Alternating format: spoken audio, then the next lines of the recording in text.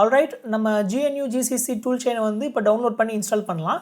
நான் என்னோட Windows machine தான் யூஸ் பண்ணுறேன். ஸோ இதில் இப்போ இந்த GNU டூல் செயினை வந்து டவுன்லோட் பண்ணி இன்ஸ்டால் பண்ணலாம். ஸோ இப்போ நம்ம கூகுள் போயிடலாம். ஸோ இப்போ கூகுளில் நம்ம GNU GCC ARM கம்பைலர் அல்லது ARM டூல் செயின் டவுன்லோடுன்னு போனோம்னா நம்மளுக்கு ARMோட வெப்சைட் ஓப்பன் ஆகுது ஃபஸ்ட் எடுத்த உடனே. ஸோ ARMோட வெப்சைட்லேருந்தே நம்ம போய் பார்க்கலாம் என்ன இருக்குன்ட்டு. So ARM GNU tool chain இருக்குது. அதில் வந்து டவுன்லோட் GNU டூல் செயின் இருக்குது. ஸோ கீழே வந்தோம்னா நம்மளுக்கு இந்த விண்டோஸ் செக்ஷனுக்கான அந்த டார்கெட் இருக்குது. விண்டோஸ் நம்ம இந்த MinGW வெர்ஷனை டவுன்லோட் பண்ணிக்கலாம். இதில் லேட்டஸ்ட் வெர்ஷன் பார்த்தா 4.2 ரிலீஸ் 1. இதில் இந்த ARM None EABAன்னு இருக்கு இல்லையா, அந்த ஜிப் ஃபைல் எடுத்துக்கலாம். ஸோ இந்த ஃபைலை டவுன்லோட் பண்ணலாம். இதை ஏன் ARM None EABAன்னு சொல்கிறாங்கன்னா, இது வந்து ARM ப்ராசஸருக்கான ஒரு டூல் செயின். இந்த நன் அப்படிங்கிறது எதுக்குன்னா, இது ஒரு பேர் மெட்டல் டார்கெட்டுக்காக இருக்கக்கூடிய டூல் செயின். நம்ம பேர் மெட்டல் ப்ரோக்ராமிங் தானே பண்ணுறோம், எந்த ஆப்ரேட்டிங் சிஸ்டமுமே இல்லை. ஸோ அதனால் நன். இந்த EABAங்கிறது வந்து ஒரு எம்பெடட் அப்ளிகேஷன் பைனரி இன்டர்ஃபேஸ்ன்னு சொல்லுவாங்க. அதை பற்றி இப்போ நம்ம பார்க்க வேண்டாம். இது வந்து ஒரு பைனரி இன்டர்ஃபேஸ், மல்டிபிள் டூல் செயினுக்கு இடையில கம்பேட்டபிளாக இருக்கணுன்றதுக்காண்டியான ஒரு டூல் செயின். ஸோ இது வந்து ஒரு ட்ரிப்லெட் ARM None EABAங்கிறது ஒரு பேர் மெட்டல் ப்ரோக்ராமிங் பண்ணுறதுக்கான டூல் செயின். இப்போ ஃபைல் டவுன்லோட் ஆயிடுச்சு. இப்போ இந்த ஃபைலை வந்து நம்ம எக்ஸ்ட்ராக்ட் பண்ணிடலாம். எக்ஸ்ட்ராக்ட். ஸோ இப்போ எக்ஸ்ட்ராக்ட் ஆகிடுச்சு. இப்போ இதில் பார்த்தோம்னா நம்மளுக்கு நிறையா ஃபோல்டர்ஸ் இருக்குது. ARM None EABA, binary file, include file, அப்புறம் இன்னும் நிறையா இருக்குது. இதில் இந்த பின்னில் தான் நம்மளுக்கு தேவையான எல்லா டூல்ஸுமே இருக்குது. இதில் பார்த்தோம்னா நம்ம AS அசம்பிளர் இருக்குது. அப்புறம் வந்து நிறையா எல்ஃப் எடிட்டுன்னு சொல்லிட்டு அந்த எக்ஸிக்யூட்டிவ் எடிட் பண்ணுறதுக்கு சிலது இருக்குது. அப்புறம் GCC கம்பைலர் இருக்குது. இதுதான் இந்த GCCன்றது தான் நம்மளோட கம்பைலர், GNU GCC கம்பைலர். அதுக்கப்புறமா அதுலேயே நிறையா வெர்ஷன்ஸ் இருக்குது. இன்னும் நிறையா வந்து டூல்ஸ் இருக்குது. அது போக இங்கே லிங்கர், இங்கே LDன்னு இருக்கு இல்லையா, இதுதான் லிங்கருக்கான டூல். ஸோ இந்த லிங்கருக்கான டூல் இருக்குது. அப்புறம் இந்த ஆப்ஜெக்ட் ஃபைல்ஸ் எல்லாம் நம்ம அனலைஸ் பண்ணுறதுக்கு சில டூல்ஸ் இருக்குது. இந்த மாதிரி நிறையா டூல்ஸ் இங்கே கொடுத்துருக்காங்க. இது ஒரு ஒன்று பற்றியும் நம்ம இந்த எக்ஸாம்பிள்ஸ் வர்றப்போ டீட்டெயிலாக பேசலாம். ஸோ இப்போ நம்மளுக்கு மெயினாக தேவைன்றது வந்து லிங்கர், LDங்கிறது, அப்புறம் இந்த GCC கம்பைலர், அதுக்கப்புறமா இந்த அசம்பிளர். இதுதான் நம்மளுக்கு மெயினாக தேவைப்படும். அப்புறம் இந்த ஆப்ஜெக்ட் டம்ப் அதெல்லாம் நம்ம அனலைஸ் பண்ணுறதுக்கு ஆப்ஜெக்ட் காப்பி அதெல்லாம் யூஸ் பண்ணுவோம். அப்புறம் டீபக் பண்ணுறதுக்கு GDBன்னு ஒரு டூல் இருக்குது. நம்ம GDBங்கிறது ஒரு சர்வர், டீபக் பண்ணுறதுக்கான ஒரு சர்வர், GCC சர்வர். ஸோ அதையும் நம்ம டீட்டெயில்டாக பேசலாம். ஸோ இதுவும் நம்மளுக்கு தேவைப்படும். வேறு நம்மளுக்கு இமீடியட்டாக தேவைப்படுற டூல்ஸ்ன்னு பார்த்தா இப்போதைக்கு வேறு எதுவும் இல்லை. ஸோ இந்த 5 டூல்ஸ் மட்டும்தான் நம்ம மோஸ்ட்லி யூஸ் பண்ணுவோம். இந்த டூல்ஸ் எல்லாமே நம்ம கமாண்ட் லைன் வழியாக ஆக்சஸ் பண்ணுறதுக்கு இதை நம்மளோட சிஸ்டம் பாத்தில் வந்து நம்ம ஆட் பண்ணிடலாம். அதனால் உங்கள் பிசியோட அட்வான்ஸ்டு செட்டிங்ஸ் போனீங்கன்னா, advance system settings, environmental variables, path, இதில் நீங்கள் ஒரு நியூ பாத் வந்து கொடுக்கணும். அந்த பைனரி ஃபைல்ஸ்லாம் எங்கே இருக்குன்றதுக்கு கொடுக்கணும். நான் இப்போ இந்த டவுன்லோட் ஃபோல்டரில் வச்சுருக்கேன். இதை அப்படியே கட் பண்ணி நான் என்ன பண்ணுறேன், என்னோடய C டிரைவில் let's say GNU tool chain அப்படின்னு ஒரு ஃபோல்டரை க்ரியேட் பண்ணிக்கிறேன். இந்த GNU டூல் செயினில் இதை காப்பி பண்ணி போட்டுக்கலாம். இதில் இந்த பின் ஃபோல்டரை மட்டும் நான் பார்த்து காப்பி பண்ணி என்னோடய என்விரான்மெண்டல் வேரியபிள்ஸில் ஆட் பண்ணிக்கிறேன், யூசர் வேரியபிளை ஆட் பண்ணிக்கிறேன். ஸோ இப்போ என்னால் கமாண்ட் லைன் வழியாகவே இந்த டூல்ஸ் எல்லாம் ஆக்சஸ் பண்ண முடியும். செக் பண்ணி பார்க்கலாம். கமாண்ட் லைன் ஓப்பன் பண்ணிடலாம். இப்போ நான் செக் பண்ணுறேன். ARM None EABA GCC பார்த்தீங்களா, இதில் வந்து உங்களுக்கு ஃபேட்டல் எரர், நோ இன்புட் ஃபைல்ஸ்ன்னு இருக்குது. அப்படின்னா இது வந்து உங்களுக்கு கம்பைலர் வந்து ஆக்சஸ் பண்ண முடியுது கமாண்ட் லைனால். ஸோ இதிலேயே உங்களுக்கு வெர்ஷன் போட்டோம்னா நம்மளுக்கு வெர்ஷன் கிடைக்கிது பாருங்கள். இந்த GNU GCC கம்பைலர் வந்து ஒரு கிராஸ் கம்பைலர்னு சொல்லுவாங்க. என்ன அது கிராஸ் கம்பைலர்னு பார்த்தா, இப்போ நம்மளோட GNU GCC கம்பைலர் வந்து நம்மளோட விண்டோஸ் மிஷினில் வந்து ஹோஸ்ட் பண்ணியிருக்கோம். ஸோ இது வந்து ஜென்ரேட் பண்ணுற அவுட்புட் யாருக்குன்னு பார்த்தா நம்மளோட ARM ப்ராசஸருக்கு, வேறு ஒரு டார்கெட்டுக்கு. ஸோ இதைத்தான் ஒரு கிராஸ் கம்பைலேஷன் சொல்லுவாங்க. ஒரு சிஸ்டத்துலேருந்து இன்னொரு சிஸ்டத்துக்கான அந்த எக்ஸிக்யூட்டிபிள் வந்து ஜென்ரேட் பண்ணுறதை தான் நம்ம இந்த கிராஸ் கம்பைலேஷன் சொல்லுவோம். ஸோ இப்போ நம்ம கம்பைலர் வந்து ஒர்க் ஆகுது. இப்போ அடுத்த ஸ்டெப், நம்ம ஃபஸ்ட்டு ஒரு சாம்பிள் ப்ராஜெக்ட் ஒன்று க்ரியேட் பண்ணிடலாம். நம்ம ஒரு எக்ஸாம்பிளுக்கு ஒரு கோடு எழுதி பார்த்தோம் இல்லையா, அந்த கோடையே நம்ம வந்து ஒரு ஃபைலாக க்ரியேட் பண்ணலாம் இதில். ஸோ Part 7 பேசிக் அப்படிங்கிற ஒரு ஃபோல்டரில் நான் வந்து ஃபஸ்ட்டு ஒரு மெயின் ஃபைல் நான் க்ரியேட் பண்ணிக்கிறேன். ஸோ நியூ டெக்ஸ்ட் ஃபைல், அதில் வந்து நான் main.c. ஸோ இது ஒரு C ஃபைல். இப்போ இந்த C ஃபைலில் நம்ம ஒரு சாம்பிள் C ப்ரோக்ராம் வந்து எழுதியிருக்கோம். அன்இனிஷியலைஸ்டு வேர் நம்ம பார்த்த அதே எக்ஸாம்பிள் தான்.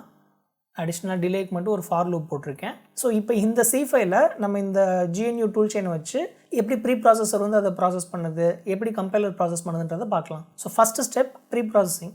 இந்த GCC டூல் வழியாக நம்ம ப்ரீ ப்ராசஸிங் ஸ்டேஜை மட்டும் இப்போ ரன் பண்ணி பார்க்கலாம். ஆக்சுவலாக இது கம்பைலேஷன் மொத்த ஸ்டெப்பையுமே ஒரே இதை கம்ப்ளீட் பண்ணிவிடும். பட் இருந்தாலும் நம்ம ஸ்டெப் பை ஸ்டெப்பாக பார்க்கணுன்றதுக்காண்டி சில கம்பைலர் ஃப்ளாக்ஸ் நம்ம கொடுத்து இந்த ப்ரீ ப்ராசஸருக்கான அவுட்புட்டை மட்டும் நம்ம பார்க்கலாம். ஸோ அதுக்காக நான் இந்த main.c ஃபைலை இந்த ஃபோல்டருக்கு நான் நேவிகேட் பண்ணிக்கிறேன். இந்த main.c வந்து நான் ப்ரீ ப்ராசஸிங் மட்டும் பண்ணுறேன். அதுக்கான கமாண்ட் பார்த்தோம்னா இந்த arm none eabi gccங்கிற அந்த டூலில் நான் -e அப்படிங்கிற ஒரு ஃப்ளாக் பாஸ் பண்ணேன்னா அந்த ப்ரீ ப்ராசஸிங் ஸ்டெப் மட்டும் நடக்கும். அதோட இன்புட் என்னன்னு பார்த்தோம்னா main.c, இந்த ஃபோல்டரில் இருக்கிற main.c ஃபைல். அதோட அவுட்புட் என்னன்னு பார்த்தோம்னா -o, அதை அவுட்புட் பண்ணணுன்றதுக்கான ஒரு ஃப்ளாக் -o போட்டு அதை வந்து நான் main.i, ஏன்னா நம்ம ப்ரீ ப்ராசஸரோட அவுட்புட் ஃபார்மேட் வந்து .iல இருக்கும். ஸோ main.iன்னு நான் கொடுக்குறேன். ப்ரீ ப்ராசஸிங் ஆயிடுச்சு. இப்போ இந்த ஃபைலை உள்ளே போய் பார்த்தோம்னா இங்கே பார்த்தீங்களா, இதுதான் ப்ரீ ப்ராசஸர்ட் அவுட்புட். இந்த ஃபைல் தான் இப்போ கம்பைலருக்கு இன்புட்டாக போகும். ஸோ இதில் எவ்வளோ இன்ஃபர்மேஷன் இருக்குது பாருங்கள். ஸோ நம்ம #include standard int.hன்னு கொடுத்துருந்தோம் இல்லையா, அந்த ஃபைலுக்குள்ளே இருக்கிற கண்டென்ட்டை இப்போ ரிசால்வ் பண்ணி இந்த ப்ரீ ப்ராசஸர் வந்து இங்கே கொடுத்துருக்கு பாருங்கள். ஸோ இந்த ஷார்ட் இன்ட் அன்சென்ட் ஷேரு இது எல்லாமே நான் யூஸ் பண்ணல, பட் அந்த இன்க்ளூட் ஃபைலில் இருக்கிறதுனால அதை ரிசால்வ் பண்ணியிருக்கு. ஸோ இது எல்லாமே நம்மளுக்கு இங்கே கிடைக்கிது. இதுதான் ப்ரீ ப்ராசஸர் அவுட்புட். அந்த #include அப்புறம் #ifandef #define எல்லாத்தையுமே அது ரிசால்வ் பண்ணியிருக்கு. மற்றபடி இந்த #include போடாத எல்லா கோடுமே அப்படியே இங்கே இன்புட்டாக இருக்கு பாருங்கள். ஸோ இதுதான் ப்ரீ ப்ராசஸரோட அவுட்புட். இப்போ இந்த இன்புட்டை தான் நம்ம கம்பைலர் எடுத்துக்க போகுது. இப்போ நம்ம கம்பைலிங் ஸ்டெப்பை பற்றி பார்க்கலாம். ஸோ இந்த ப்ரீ ப்ராசஸ்ட் அவுட்புட்டை நான் என்னோடய கம்பைலருக்கு இப்போ இன்புட்டாக கொடுக்க போகிறேன்.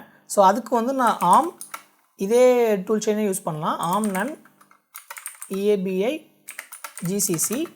இப்போ ஆக்சுவலாக அந்த கம்பைலர் வந்து ஆப்ஜெக்ட் ஃபைல்ஸையும் ஜென்ரேட் பண்ணுவோம் யூஸ்வலாக. ஸோ நம்மளுக்கு தேவை நம்ம ஸ்டெப் பை ஸ்டெப்பாக என்ன நடக்குதுன்னு பார்த்துட்டு வரோம் இல்லையா. அதனால் இப்போ இந்த கம்பைலர்கிட்ட நான் என்ன சொல்ல போகிறேன்னா, எனக்கு இந்த அசம்பிளி ஃபைல் மட்டும் கொடு, அதை நான் அசம்பிளர்கிட்ட தனியாக கொடுத்து அதை நான் ஆப்ஜெக்ட் ஃபைல்ஸை மாற்றிக்கிறேன் அப்படின்னு சொல்ல போகிறேன். ஸோ அதுக்கு வந்து இந்த ஒரு ஃப்ளாக் பார்த்தோம்னா -S இப்படி கொடுத்தோம்னா நீ அசம்பிளி ஃபைல்ஸ் ஜென்ரேட் பண்ணிவிட்டு ஸ்டாப் பண்ணிவிட்டு நான் கம்பைலருக்கு இன்ஸ்ட்ரக்ட் பண்ணியிருக்கேன். ஸோ -S இதுக்கான இன்புட்டுன்னு பார்த்தோம்னா main.i, அவுட்புட்னு பார்த்தோம்னா main.s. main.sங்கிறது தான் அசம்பிளி ஃபைல். நம்மளுக்கு இதில் கம்பைலரோட அவுட்புட் வந்து அசம்பிளி ஃபைலாக இங்கே கிடைக்கும் நம்மளுக்கு main.sன்ட்டு. இதை எக்ஸிக்யூட் பண்ணலாம். main.s இங்கே வந்துச்சு பார்த்தீங்களா. ஸோ அசம்பிளி ஃபைல் இங்கே வந்துருச்சு. பட் ப்ராப்ளம் என்னென்னா இதோட CPU ஆர்கிடெக்சர் பாருங்கள், ARM7 TDMI பழைய ஆர்கிடெக்சருக்கு இது கோடு வந்து அசம்பிளி கோடு வந்து ஜென்ரேட் பண்ணியிருக்கு. அது பை டிஃபால்ட்டாக அந்த ஆர்கிடெக்சர் அது எடுத்திருக்கு. ஆக்சுவலாக நம்ம யூஸ் பண்ணுறது வந்து Cortex M4 இல்லையா, அதனால் நம்ம Cortex M4 ப்ராசஸருக்கு தான் இந்த அசம்பிளி ஃபைல்ஸை வந்து ஜென்ரேட் பண்ணணுன்றதையும் நம்ம இந்த கம்பைலர்கிட்ட சொல்லணும். அதனால் மறுபடியும் இந்த arm none இந்த கமாண்ட் அப்படியே போட்டுட்டு இந்த -s பக்கத்தில் நம்ம என்ன ப்ராசஸர் ஆர்கிடெக்சருக்கு வந்து இதை கம்பைல் பண்ணுறோன்றதையும் நம்ம சொல்லணும். ஸோ mCPU அப்படின்னு சொல்லிட்டு ஒரு ஃப்ளாக் இருக்குது. அந்த mCPUக்குள்ளே போயிட்டு Cortex M4 அப்படின்னு சொல்லிக்கலாம். ஸோ இப்போ இந்த Cortex M4 ப்ராசஸருக்கு ஏற்ற மாதிரியான அசம்பிளி கோடை வந்து இந்த பர்டிகுலர் டூல் வந்து GCC டூல் வந்து ஜென்ரேட் பண்ணோம். அடிஷ்னலாக இதோட இன்ஸ்ட்ரக்ஷன் செட்டு வந்து நம்ம தம்பு இன்ஸ்ட்ரக்ஷன் செட்டை வந்து ஃபாலோ பண்ணுறோம். இந்த ARM மைக்ரோ கண்ட்ரோலர்ஸில் 3 விதமான இன்ஸ்ட்ரக்ஷன் செட் வந்து யூஸ் பண்ணுவாங்க. ஒன்று வந்து ARM இன்ஸ்ட்ரக்ஷன் சொல்லிட்டு இந்த இன்ஸ்ட்ரக்ஷன்ஸ் எல்லாமே 32 பிட் சைஸில் இருக்கும். அது வந்து இந்த பழைய ARM7 TDMI அந்த மாதிரி ஆர்கிடெக்சர்ஸில் வந்து இந்த 32 பிட் இன்ஸ்ட்ரக்ஷன்ஸ் ARM இன்ஸ்ட்ரக்ஷன்ஸ்னு சொல்லுவாங்க, அது யூஸ் பண்ணிட்டு இருந்தாங்க. அப்புறம் சில கோட் டென்சிட்டி அப்புறம் பெர்ஃபார்மன்ஸ் ரீசன்ஸ்க்காண்டி அவங்க 16 பிட் இன்ஸ்ட்ரக்ஷன்ஸாக போக ஆரம்பித்தாங்க. அது வந்து தம்ப் இன்ஸ்ட்ரக்ஷன்ஸ்னு சொல்லுவாங்க. அதுக்கப்புறமா இந்த 16 பிட் இன்ஸ்ட்ரக்ஷன், இந்த 32 பிட் இன்ஸ்ட்ரக்ஷன் ரெண்டுமே, அதாவது இந்த கோட் டென்சிட்டி பெர்ஃபார்மன்ஸ் ரெண்டுக்குமே ஒரு பேலன்ஸ் இருக்கணுன்றதுக்காண்டி இந்த தம்ப் 2ன்னு சொல்லிட்டு இன்னொரு இன்ஸ்ட்ரக்ஷன் செட்டை வந்து கொண்டு வந்தாங்க. நம்மளோட ARM Cortex M4 micro controller இந்த தம்ப் 2 இன்ஸ்ட்ரக்ஷன் செட்டை தான் ஃபாலோ பண்ணுது. ஸோ இந்த கம்பைலரில் நீங்கள் thumb அப்படின்னு சொல்லிட்டு ஒரு ஃப்ளாக் கொடுத்தீங்கன்னா அது இன்டர்னலாக இந்த thumb to இன்ஸ்ட்ரக்ஷன் செட்டை தான் போய் யூஸ் பண்ணும். அதாவது 16 பிட் அல்லது 32 பிட் இந்த ரெண்டு இன்ஸ்ட்ரக்ஷனையும் மிக்ஸ் பண்ண மாதிரியான ஒரு இன்ஸ்ட்ரக்ஷன் செட்டை தான் அது யூஸ் பண்ணும். அதனால் நான் அந்த இன்ஸ்ட்ரக்ஷன் செட்டையும் ஒரு ஃப்ளாகாக thumbன்னு கொடுத்துட்றேன். thumb instruction set. ஸோ இப்போ இதை ரன் பண்ணால் நம்மளுக்கு எரர் வருது. என்னென்னா unrecognised command line option -m okay சிபியூக்கு பதிலாக MPCUன்னு போட்டேன். CPU alright. இப்போ நம்மளுக்கு அசம்பிளி ஃபைல்ஸ் நம்ம Cortex M4 ப்ராசஸருக்கு ஜென்ரேட் ஆகிருக்கணும். செக் பண்ணி பார்க்கலாம். S, Cortex M4 ARM v7 அந்த ஆர்கிடெக்சர். ஸோ CPU ஆர்கிடெக்சர் கரெக்டாக இருக்குது. ஸோ அதுக்கான அசம்பிளி இன்ஸ்ட்ரக்ஷன்ஸ் தான் இங்கே க்ரியேட் ஆகிருக்கு. பிளிங்க் எல்இடின்னு ஒரு ஃபங்க்ஷன் வச்சுருந்தோம் இல்லையா, அதுக்கான அசம்பிளி கோடு இங்கே இருக்குது. ஸோ இந்த மாதிரி நிறையா இருக்குது. ஸோ இப்போ இந்த அசம்பிளி கோடை நான் ஆப்ஜெக்ட் கோடாக மாற்றணும். ஸோ இந்த ஆப்ஜெக்ட் கோடாக மாற்றுறதுக்கு நான் என்னோடய GNU டூல் செயினில் அசம்பிளர்னு சொல்லிட்டு இன்னொரு டூல் இருக்குது. அதுக்கு இந்த அசம்பிளி ஃபைலை நான் இன்புட்டாக கொடுத்து நான் ஒரு ஆப்ஜெக்ட் ஃபைலை க்ரியேட் பண்ண முடியும். ஸோ இப்போ மறுபடியும் ARM none EABI அசம்பிளருக்கு நம்ம தனியாக ஒரு டூல் யூஸ் பண்ணணும். அது GCC கிடையாது, அது AS. நம்ம முன்னாடியே நான் 5 டூல் காமிச்சேன் இல்லையா, அதில் AS அப்படிங்கிற இந்த டூல் தான் அசம்பிளி கோடை ஆப்ஜெக்ட் ஃபைலாக மாற்றும். நம்ம டைரெக்டாக இந்த GCC வழியாகவே நம்ம இந்த அவுட்புட்டை எடுத்துருக்க முடியும். நம்ம தனித்தனியாக பார்த்துட்டு இருக்கிறதுனால நான் இந்த AS டூலையும் யூஸ் பண்ணுறேன். ஸோ இந்த அசம்பிளுக்கான இன்புட்டுன்னு பார்த்தோம்னா main.s அப்படிங்கிற ஒரு இன்புட் இல்லையா.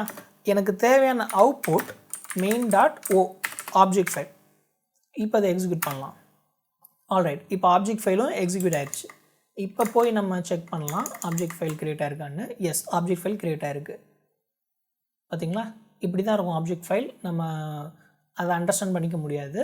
இதில் உங்களுக்கு text section, data section, BSS section, read only data section, இந்த மாதிரி நிறையா செக்ஷன்ஸ் இருக்குது. நம்ம இதை பற்றி பேசிக்காக மட்டும் நம்ம பார்த்தோம், இந்த 4 செக்ஷன் பற்றி. இது போக நிறையா செக்ஷன்ஸ் இட்ஸ் பாசிபிள் அந்த ஆப்ஜெக்ட் ஃபைலில் இருக்க முடியும். அந்த செக்ஷன் எல்லாமே நீங்கள் இந்த டெக்ஸ்ட் செக்ஷனுக்கோ, டேட்டா செக்ஷனுக்கோ, BSS செக்ஷனுக்கோ, RO டேட்டா செக்ஷனுக்கோ நீங்கள் மூவ் பண்ணுற மாதிரி இருக்கும். ஸோ இதுதான் ஒரு அசம்பிளி, ஒரு ஆப்ஜெக்ட் ஃபைல். ஸோ ஒரு ஆப்ஜெக்ட் ஃபைலுக்குள்ளே உங்களுக்கு மல்டிபிள் செக்ஷன்ஸ் ஆஃப் மெமரி இருக்குன்றத இதுலேருந்து நம்மளுக்கு தெரியுது. அதில் என்ன இருக்குன்றதை இப்படி நம்ம பார்த்தா நம்மளுக்கு தெரியாது. ஏன்னா இந்த ஆப்ஜெக்ட் ஃபைலை நம்மளால் இப்படி ரீட் பண்ண முடியாது. அதுக்குன்னு ஸ்பெசிஃபிக் டூல்ஸ் இருக்குது, அது வழியாக நம்ம ரீட் பண்ணிக்க முடியும். இப்போ இந்த ஆப்ஜெக்ட் ஃபைலையும் நான் செக் பண்ணணுன்னா நான் இன்னொரு டூல் யூஸ் பண்ணி அதை நான் இன்வெஸ்டிகேட் பண்ணலாம். அது என்ன டூல்னு பார்த்தோம்னா ARM none EABI ஆப்ஜெக்ட் டம்ப்னு போட்டு என்னோட ஒரு ஃப்ளாக் Dன்னு போட்டு main.o இந்த main.o தான் நான் இப்போ செக் பண்ண விரும்புகிறேன். ஸோ அதனால் இந்த main.o இந்த ஆப்ஜெக்ட் டம்ப்புக்கு நான் இன்புட்டாக கொடுத்தேன் அப்படின்னா எனக்கு அதோட டிஸ்அசம்பிள்டு ஃபைல் கிடைக்குது பாருங்கள். அந்த டெக்ஸ்ட் செக்ஷனில் என்னென்ன கோடு இருக்குது அப்படின்றத அது பிரித்து காட்டுது. டிலேன்னு ஒரு ஃபங்க்ஷன் இருக்கு இல்லையா, அதோட இன்ஸ்ட்ரக்ஷன்ஸ், மெயினுங்கிற ஒரு ஃபங்க்ஷன் இருக்கு இல்லையா, அதோட இன்ஸ்ட்ரக்ஷன்ஸ், இந்த மாதிரி கோடை டிஸ்அசம்பிள் பண்ணி காட்டுறது தான் இந்த பர்டிகுலர் ஆப்ஜ் டம்ப் அப்படிங்கிற டூலோட வேலை. இந்த மாதிரி நிறைய டூல்ஸ் நம்ம யூஸ் பண்ணி இந்த எல்லா ஃபைல்ஸுமே நம்ம அனலைஸ் பண்ண முடியும். பட் இதை பற்றி நம்ம இப்போ ரொம்ப பார்க்க வேண்டாம். நம்ம அடுத்த ஸ்டெப், இப்போ நம்மளுக்கு அசம்பிளர்லேருந்து ஆப்ஜெக்ட் ஃபைல் கிடச்சிருச்சு. இப்போ ஒரு ஃபைலுக்கு தான் ஆப்ஜெக்ட் ஃபைல் கிடச்சிருக்கு.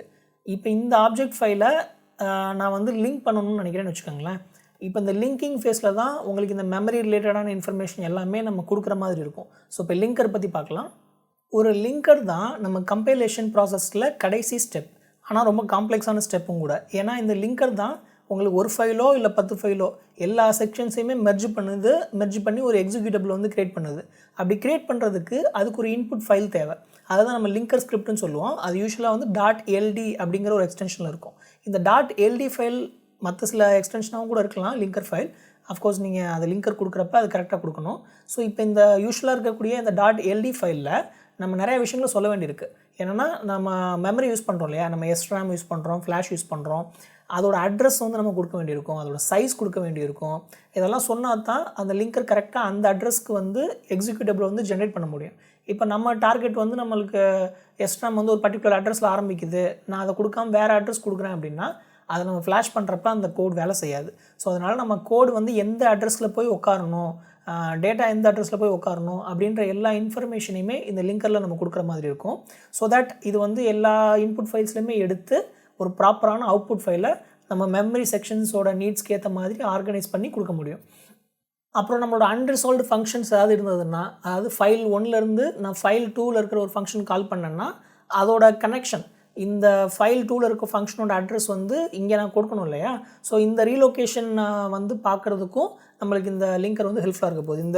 இந்த ரீலொகேஷன் டேபிளை ரிசால்வ் பண்ணுறதுக்கும் இந்த லிங்கர் வந்து நம்மளுக்கு ஹெல்ப்ஃபுல்லாக இருக்க போகுது. ஃபைன். இப்போ இந்த லிங்கர் ஸ்கிரிப்ட் நம்ம எப்படி எழுதுறது, அதில் என்னென்ன மாதிரியான கமெண்ட்ஸ் இருக்கும், அந்த லாங்குவேஜோட சின்டாக்ஸ் என்ன, அதெல்லாம் நம்ம கூகுளில் போய் இந்த GNU லிங்கர் பற்றின டீட்டெயில்ஸ் பார்க்கலாம். ஸோ கூகுளில் போயிட்டு GNU லிங்கர்னு டைப் பண்ணிங்கன்னா உங்களுக்கு அந்த GNUவோட வெப்சைட்டுக்கு போயிடும். ஸோ இந்த வெப்சைட்டில் 1994 க்ரியேட் பண்ண ஒரு டாக்குமெண்டேஷன் இன்னமும் கூட அது அப்ளிகபிளாக இருக்குது. ஸோ இந்த GNU டூல் செயின் வந்து யூஸிங் LD, அதாவது இந்த LDன்னு ஒரு டூல் பார்த்தோம் இல்லையா இந்த GNU டூல் செயினில், அந்த டூலோட டாக்குமெண்டேஷன். ஸோ இந்த GNU லிங்கரோட டீட்டெயில்ஸ் பார்த்தோம்னா ஓவர்வியூவில் என்ன கொடுத்துருக்காங்கன்னா LD combines a number of object and archive files, relocates their data. நான் சொன்னேன் இல்லையா ஒரு செக்ஷன்லேருந்து எடுத்து இன்னொரு செக்ஷனுக்கு அதை ரீலோகேட் பண்ணும் அப்படின்னு சொல்லிட்டு, and types of symbol references. சிம்பிள்ஸ்னால் ஒன்றும் இல்லை, அதோட நேம்ஸ் தான். அதை பற்றி நான் சொல்கிறேன். Usually the last step in the compiling of a program is to run the LD. LD accepts linker command language files, அந்த லிங்கர் ஸ்கிரிப்ட் தான், with written in a superset of AT&T link editor and command language syntax. அந்த சின்டெக்ஸ் பற்றி நான் இப்போ சொல்கிறேன். சரி, இதுக்கு மேலே இதில் படிக்க வேண்டாம். பின்னாடி இப்போ வந்து கமாண்ட் லாங்குவேஜ் ஒன்று இருக்கு இல்லையா, அதில் போயிடலாம். ஸோ இந்த கமாண்ட் லாங்குவேஜ் தான் it provides explicit control over the link process. Explicit control over the linking process. நம்ம எழுதக்கூடிய அந்த ஸ்கிரிப்ட் தான் இந்த லிங்கிங் ப்ராசஸே வந்து எக்ஸ்பிளிசிட்டாக கண்ட்ரோல் பண்ணுது. Allowing complete specification of the mapping between the linker's input files, அதாவது object files, and its output, அதாவது எக்ஸிக்யூட்டிவ் ஃபைல். இந்த இன்புட் ஃபைல்ஸையும் ஆப்ஜெக்ட் எக்ஸிக்யூட்டிபிள் ஃபைல்ஸையும் நம்ம வந்து மேப் பண்ணுறதுக்கு இது ஹெல்ப்ஃபுல்லாக இருக்க போகுது. It controls the input files, input formats, output file layout, addresses of the sections, placement of common blocks. இந்த காமன் பிளாக்ஸ்னால் ஒன்றும் இல்லை, நம்ம இந்த BSS செக்ஷன் பற்றிலாம் பார்த்தோம் இல்லையா, அதுதான் காமன் பிளாக்ஸ்னு சொல்லுவாங்க. அதே மாதிரி இப்போ நம்ம லிங்கரை வந்து எப்படி கம்பைலர் இன்வோக் பண்ணுறப்ப -C போட்டு இன்வோக் பண்ணணுமோ, அதே மாதிரி இங்கே -Tன்னு போட்டோம்னா லிங்கரை இன்வோக் பண்ணலாம். ஆல்ரைட், இது வந்து command language. Next linker scripts வந்து இங்கே என்னென்னா most fundamental command of the LD command language is sections command. So sections command இம்பார்ட்டன்ட்னு சொல்லியிருக்காங்க. அப்புறம் memory command complements the section command. So memory command, sections command, இந்த ரெண்டு கமாண்டு தான் ரொம்ப கிரிட்டிக்கல் நம்ம லிங்கர் ஸ்கிரிப்டில் வந்து எழுதுறதுக்கு. ஸோ ஃபஸ்ட்டு மெமரி கமாண்ட்னா என்ன, அதுக்கு இங்கே மெமரி லேஅவுட்னு ஒரு செக்ஷன் கொடுத்துருக்காங்க இல்லையா, அங்கே போனோன்னா நம்மளுக்கு இங்கே இந்த மெமரி லேஅவுட் பற்றி சொல்லியிருக்காங்க. The linker's default configuration permits allocation of all available memory. நம்ம டிஃபால்ட் கான்ஃபிகரேஷன் வந்து இப்போ யூஸ் பண்ண போகிறது இல்லை. we can override this configuration by using the memory command. இந்த மெமரி கமாண்டில் தான் நான் வந்து இங்கே எக்ஸாம்பிள் கொடுத்துருக்காங்க பாருங்கள், ரோமோட மெமரி டீட்டெயில்ஸ், ரேமோட மெமரி டீட்டெயில்ஸ் வந்து சொல்ல முடியும். ஸோ நான் என்ன பண்ணுறேன், இது அப்படியே இந்த சின்டாக்ஸை காப்பி பண்ணிக்கிறேன். ஸோ இந்த சின்டாக்ஸ் காப்பி பண்ணி நம்மளோட ஒர்க் ஸ்பேஸில் ஒரு புதுசாக ஒரு ஃபைல் க்ரியேட் பண்ணலாம். லெட்ஸ் நேம் இட் லிங்கர் அல்லது main.ldன்னு வச்சுக்கலாம். ஸோ இதுதான் நம்மளோட லிங்கர். ஸோ இந்த லிங்கரை நான் எடிட் பண்ணுறேன். இப்போ இந்த லிங்கர் எம்டியாக இருக்குது. இதில் வந்து நான் அந்த மெமரி காப்பி பண்ணி போட்டுக்கலாம், இந்த மெமரி செக்ஷனை காப்பி பண்ணி போட்டுக்கலாம். ஸோ இந்த மெமரிக்குள்ளே நம்மளுக்கு நேம் ஆட்ரிபியூட்ஸ் அப்படின்னு இருக்குது, அப்புறம் ஆரிஜின் லென்த்துன்னு இருக்குது. இந்த நேம்னா ஒன்றும் இல்லை, நம்ம SRAM ரோம்னு சொல்கிறோம் இல்லையா, அதுக்கு ஒரு நேம் வச்சுக்கலாம். நீங்கள் என்ன பேர் வேணாலும் வச்சுக்கலாம், ஆனால் கொடுக்குற அட்ரஸ் கரெக்டாக இருக்கணும், அப்புறம் லென்த்து கரெக்டாக இருக்கணும். ஸோ இங்கே நான் நேம் வந்து நான் SRAMக்கு SRAMனே வச்சுக்கிறேன். ஆட்ரிபியூட்ஸ் வந்து என்னென்னா இங்கே கொடுத்துருக்காங்க பாருங்கள், இது வந்து ரீட் செக்ஷனா, ரைட் செக்ஷனா, எக்ஸிக்யூட்டிபிள் செக்ஷனா, அலோகேட்டட் செக்ஷனா, இனிஷியலைஸ் செக்ஷனா அப்படின்ற மாதிரி நிறைய ஆட்ரிபியூட்ஸ் வந்து இந்த மெமரி செக்ஷனுக்கு வந்து கொடுக்க முடியும். நம்ம ரேமை வந்து ரீட் பண்ணலாம், ரைட்டும் பண்ணலாம், அதுலேருந்து கோடை எக்ஸிக்யூட்டும் பண்ணலாம். அதனால் ரீட், ரைட், எக்ஸிக்யூட்டிபிள். ஸோ நம்மளோட ரேமோட ஆரிஜின் என்ன,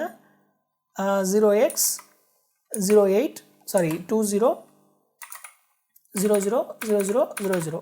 இதுதான் நம்ம ரேமோட ஆரிஜின். இதோட லென்த்துன்னு பார்த்தோம்னா 128 KB. இந்த 128 கேபிங்கிறத நீங்கள் இப்படி 128Kன்னு கொடுக்கலாம், இல்லை நீங்கள் டெசிமலாக கொடுக்குறதுனாலும் கொடுக்கலாம். ஸோ 128 KB வந்து நம்ம ரேம் யூஸ் பண்ணியிருக்கோன்றதை இப்போ நான் சொல்லிட்டேன். இந்த நேம் தான் சிம்பாலிக் நேம்ஸ்.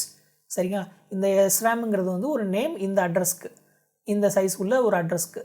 அடுத்ததாக வந்து ஃப்ளாஷை வந்து நான் ரீட் பண்ணலாம், ரன் டைமில் ரைட் பண்ண முடியாது, அப்புறம் எக்ஸிக்யூட் பண்ணலாம். ஸோ இந்த ஆட்ரிபியூட்ஸோட இதோட ஆரிஜின் பார்த்தோம்னா 0x08000000. இதோட லென்த் பார்த்தோம்னா 512 KB.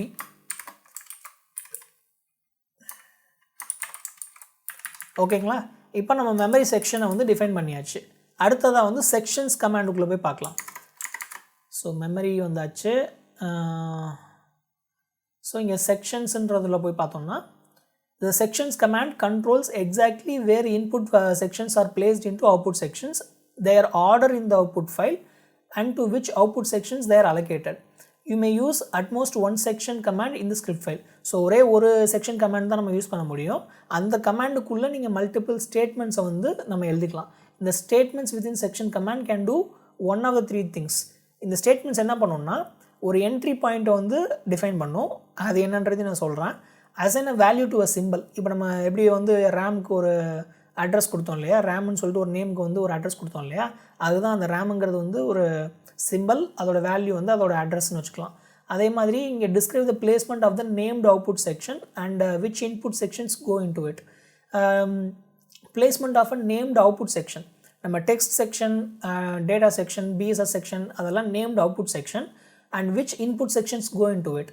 நம்ம வந்து RO டேட்டான்னு ஒன்று வச்சுருக்கோம் இல்லையா, அது அப்புறம் இன்னும் நிறையா செக்ஷன்ஸ் இருந்தது இல்லையா இன்புட் ஃபைல்ஸில், ஆப்ஜெக்ட் ஃபைல்ஸில், அதெல்லாம் எப்படி இந்த செக்ஷனோட மேப் பண்ணணுன்றதை வந்து நம்ம டிஸ்கிரைப் பண்ணலாம் இந்த செக்ஷன்ஸில். இப்போ இந்த செக்ஷன் டெஃபினிஷனுக்குள்ளே வந்து பார்த்தோம்னா the most frequently used statement in sections is the section definition which specifies the properties of the output section, its location, its alignment, content, fill pattern, target memory option, blah blah blah. இப்போ இந்த செக்ஷன்ஸை அப்படியே நம்ம copy பண்ணி இங்கே paste பண்ணிடலாம். So இது ஒரு command. இந்த கமாண்டில் ஒரு செக்ஷன் நேம் இருக்குது, அப்புறம் அதோட கண்டென்ட்ஸ் இருக்குது. இந்த செக்ஷன் நேம் என்னவாக இருக்கலாம்னா, நம்ம முன்னாடியே இப்போ இந்த செக்ஷன் நேம் வந்து ஒரு ஃப்ளாஷுக்கும் எழுதலாம், இல்லை ரேமுக்கும் எழுதலாம். நம்ம ஃபஸ்ட்டு ஃப்ளாஷுக்கு எழுதுகிறேன். ஸோ ஃப்ளாஷில் என்னென்ன செக்ஷன்ஸ் இருக்குன்னு சொன்னோம், டாட் வெக்டர்னு ஒரு செக்ஷன் இருக்குன்னு சொன்னோம், அப்புறம் டேட்டா செக்ஷன் இருக்குது, டெக்ஸ்ட் செக்ஷன் இருக்குது, அப்புறம் RO டேட்டா செக்ஷன்ஸ். இந்த 4 செக்ஷன்ஸ் வந்து நம்மளோட ஃப்ளாஷில் இருக்குது இல்லையா. ஸோ இந்த செக்ஷன்ஸ்குள்ளெல்லாம் நம்ம என்ன இன்புட்டை எடுத்து கொடுக்க போகிறோம் அப்படின்றத நீங்கள் சொல்ல போகிறோம். டாட் வெக்டர்ஸ்னு வச்சுக்கலாம். இந்த வெக்டர்ஸோட கண்டென்ட்ஸ் என்னன்றதை நான் சொல்கிறேன். இதை இப்போதைக்கு ஸ்டாப் பண்ணிக்கலாம். அடுத்தது வந்து செக்ஷன் வந்து டாட் டெக்ஸ்ட் செக்ஷன். வெக்டருக்கு மேலே அடுத்து டெக்ஸ்ட் செக்ஷன் இருந்தது இல்லையா, ஸோ டெக்ஸ்ட் செக்ஷனுக்கும் அடுத்து வந்து RO data section, read only data section, அப்புறம் டேட்டா செக்ஷன். ஸோ இந்த 4 செக்ஷன்ஸ் தான் நம்ம ஃப்ளாஷில் வந்து போட போகிறோம் ஃபைனலாக. ஸோ இந்த 4 செக்ஷனில் இந்த ஃபஸ்ட்டு செக்ஷன் பார்த்திங்கன்னா வெக்டர்ஸ்ன்னு இருக்குது. இந்த வெக்டர்ஸ் பக்கத்தில் நான் டாட் போட்டு வெக்டர்ஸ்ன்னு சொல்கிறேன். அது என்ன அந்த டாட் அப்படின்னா, இந்த டாட்டுங்கிறது வந்து ஒரு லொக்கேஷன் கவுண்டர். இப்போ இந்த வெக்டர் வந்து எதில் போகுது அப்படின்னா ஃப்ளாஷில் போகுதுன்னு சொல்ல போகிறேன். இந்த ஃப்ளாஷில் இந்த வெக்டர்ஸ் போகணுன்னா நான் இப்படி ஒரு கிரேட்டர் தென் சிம்பிள் போட்டு ஃப்ளாஷ்னு கொடுத்தேன்னா இந்த வெக்டர் செக்ஷன் ஃப்ளாஷுக்கு போகுதுன்னு அர்த்தம். ஃப்ளாஷோட ஸ்டார்டிங் அட்ரஸ் மட்டும் தான் இங்கே நான் கொடுத்துருக்கேன், 08000000. ஸோ தட் இந்த டாட் வெக்டரோட லொக்கேஷன் சைஸ் இது அட்ரஸ் பார்த்தோம்னா இந்த அட்ரஸ்க்கு பாயிண்ட் பண்ணிகிட்ருக்கோம். ஸோ இந்த டாட் வெக்டர்ஸ் இந்த அட்ரஸ்க்கு போகும் அப்படின்றத தான் இந்த டாட் வழியாக சொல்கிறோம் நம்ம. ஸோ இப்போ இந்த வெக்டரோட செக்ஷன் முடிச்சுட்டு அடுத்த டெக்ஸ்ட் செக்ஷனுக்கு இந்த லொக்கேஷன் கவுண்டர் வந்து இன்க்ரிமெண்ட் ஆகிடும். ஏன்னா ஆட்டோமேட்டிக்காக இந்த வெக்டருக்குன்னு ஒரு சைஸ் இருக்கும் இல்லையா. இப்போ இது ஒரு 4 bytes இருக்குது அப்படின்னா இது வந்து 08000004 அந்த மாதிரி இந்த செக்ஷன் வந்து ஆட்டோமேட்டிக்காக இந்த லொக்கேஷன் கவுண்டர் வந்து அப்டேட் ஆகிட்டே இருக்கும். இந்த லொக்கேஷன் கவுண்டர் நம்மளும் மேனுவலாகவே அப்டேட் பண்ணலாம், அதை பற்றி நான் சொல்கிறேன். ஸோ ஃபஸ்ட்டு நான் வெக்டர்ஸ் பற்றி இன்னும் பேசவே இல்லை. ஸோ வெக்டர்ஸ்னால் என்னன்றதை பற்றி நான் ஃபஸ்ட்டு சொல்லிடுறேன். ஆல்ரைட், இப்போ நம்ம இந்த வெக்டர் செக்ஷனை பற்றி கொஞ்சம் டீட்டெயில்டாக பேசலாம்.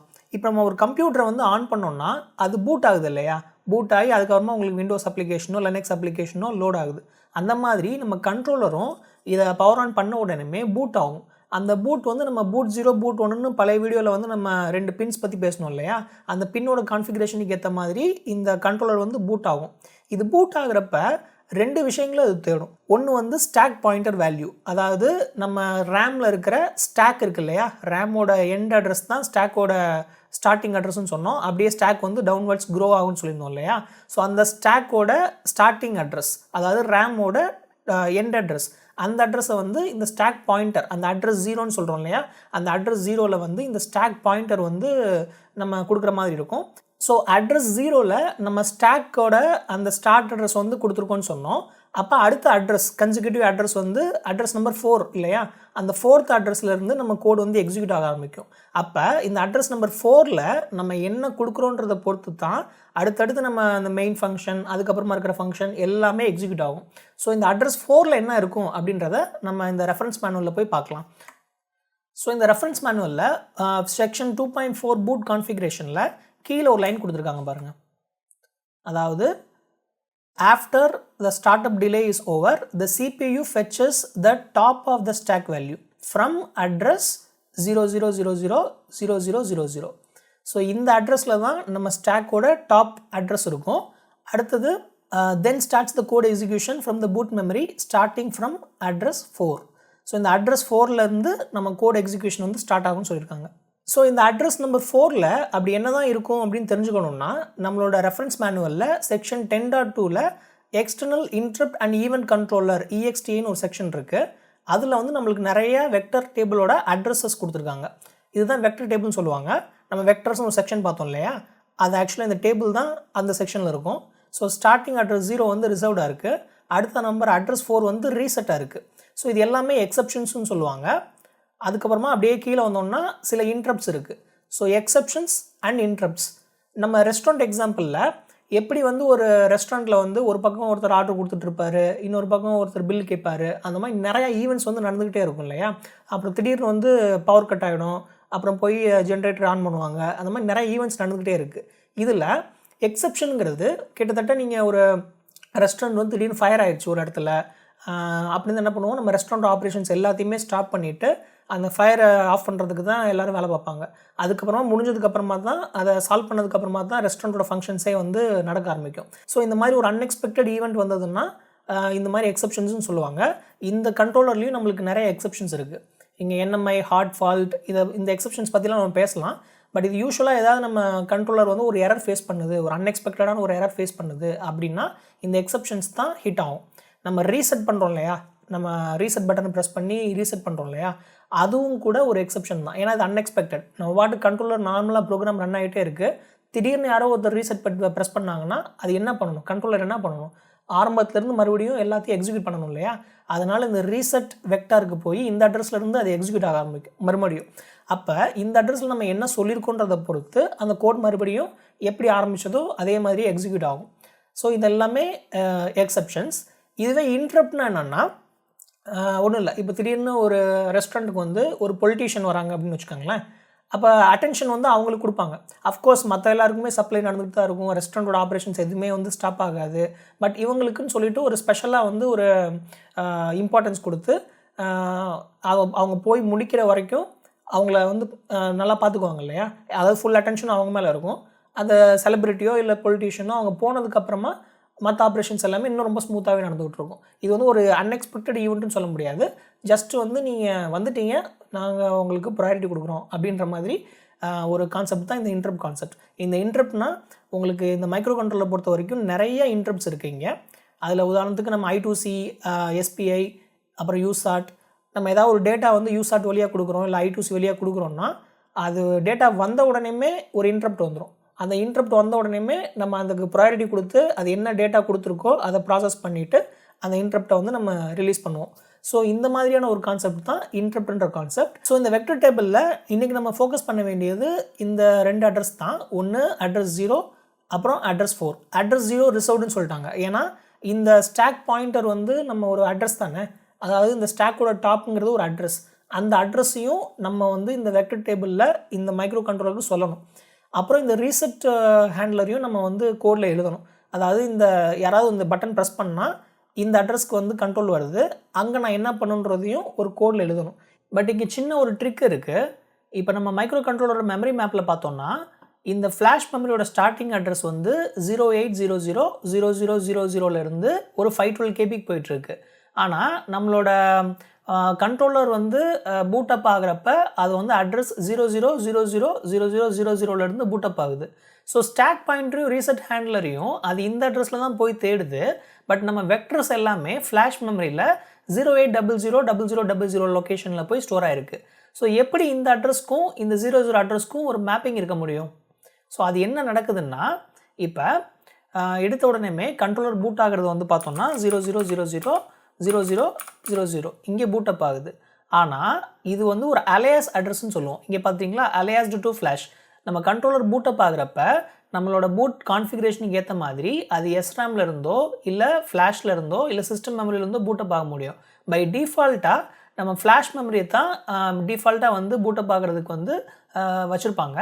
ஸோ அது எங்கே கான்ஃபிகர் பண்ணியிருப்பாங்கன்றதை நான் சொல்கிறேன். பட் இந்த மைக்ரோ கண்ட்ரோலர் பவர் ஆன் பண்ண உடனே இந்த அலையாஸ் அட்ரஸ் தான் ஃபஸ்ட்டு போய் எக்ஸிக்யூட் ஆக ட்ரை பண்ணோம். அது வந்து நம்ம ஃப்ளாஷ் தான் பை டிஃபால்ட்டாக அலையாஸ் ஆயிருக்கிறதுனால இந்த 0000 அட்ரஸ் அலையாஸ் எதுக்கான அலையாஸ் அட்ரஸ்ன்னு பார்த்தா இந்த 08000000 இந்த அட்ரஸ்க்கு அலையாஸாக இருக்குது. ஸோ என்ன நடக்கும்னா, இந்த இடத்துலேருந்து நம்மளுக்கு எக்ஸிக்யூட் ஆனாலும் அது இந்த 08 ஃப்ளாஷ் மெமரி இருக்கு இல்லையா, அந்த அட்ரஸை போய் தான் அந்த 0க்கு ஈக்குவலண்ட்டான ஒரு இடத்த போய் இங்கே 08ல் தான் போய் அது தேடும். அதுக்கப்புறம் இது 04 அப்படின்னு இங்கே வந்து கண்ட்ரோல் வந்ததுன்னா அது ஆக்சுவலாக 0800000004 அந்த அட்ரஸை போய் அதை எக்ஸிக்யூட் பண்ணும். ஏன்னா நம்ம பூட் கான்ஃபிகரேஷனில் ஃப்ளாஷ் மெமரியை தான் நம்ம வந்து இந்த ரீஜனுக்கு வந்து அலையாஸ் பண்ணியிருக்கோம். இதுவே என்னோட பூட் கான்ஃபிகரேஷன் வந்து நம்மளோட ரெஃபரன்ஸ் மேனுவலில் இந்த பூட் கான்ஃபிகரேஷன் வந்து பை டிஃபால்ட்டாக ஃப்ளாஷ் மெமரி வச்சுருக்கோம் நம்ம. இதுவே நான் சிஸ்டம் மெமரி அல்லது எஸ்ராமாக வச்சுருந்தேன்னா, அதாவது இந்த பூட் 1 வந்து 1ஆகவும் பூட் 0 வந்து 1ஆகவும் வச்சுருந்தேன்னா, அப்போ எனக்கு என்ன நடக்கும்னா, இந்த அலையாஸ்ட் அட்ரஸ் இந்த 00 அட்ரஸ் இருக்கு இல்லையா, அது வந்து போயிட்டு சிஸ்டம் மெமரியவோ அல்லது எஸ்ராமையோ போய் அக்சஸ் பண்ணும். ஸோ இது ஈக்குவலண்ட் என்ன இருக்கும், இந்த 0வோட ஈக்குவலண்ட் வந்து 20000000ன்னு வந்திருக்கும். அப்போ நீங்கள் எஸ்ராமில் தான் அந்த வெக்டர் டேபிள் போடுற மாதிரி இருக்கும். ஸோ இதெல்லாம் கொஞ்சம் அட்வான்ஸ்டு கான்செப்ட்ஸ். நம்மளுக்கு பை டிஃபால்ட்டாக வந்து ஃப்ளாஷ் மெமரியை தான் இந்த 0 அட்ரஸ்க்கு வந்து அலையாஸ் பண்ணியிருக்காங்கன்றதுனால இந்த 00000வும் ஒன்று தான், இந்த 080000வும் ஒன்று தான். அதே மாதிரி 0007FFFம் 0807FFFம் ஒன்று தான். ஸோ இதை போய் ஆக்சஸ் பண்ணாலும் அது இதைத்தான் போய் மிரர் பண்ணும். ஸோ இந்த கான்செப்ட் வந்து நம்மளுக்கு தெரிஞ்சிருக்கிறது ரொம்ப முக்கியம்.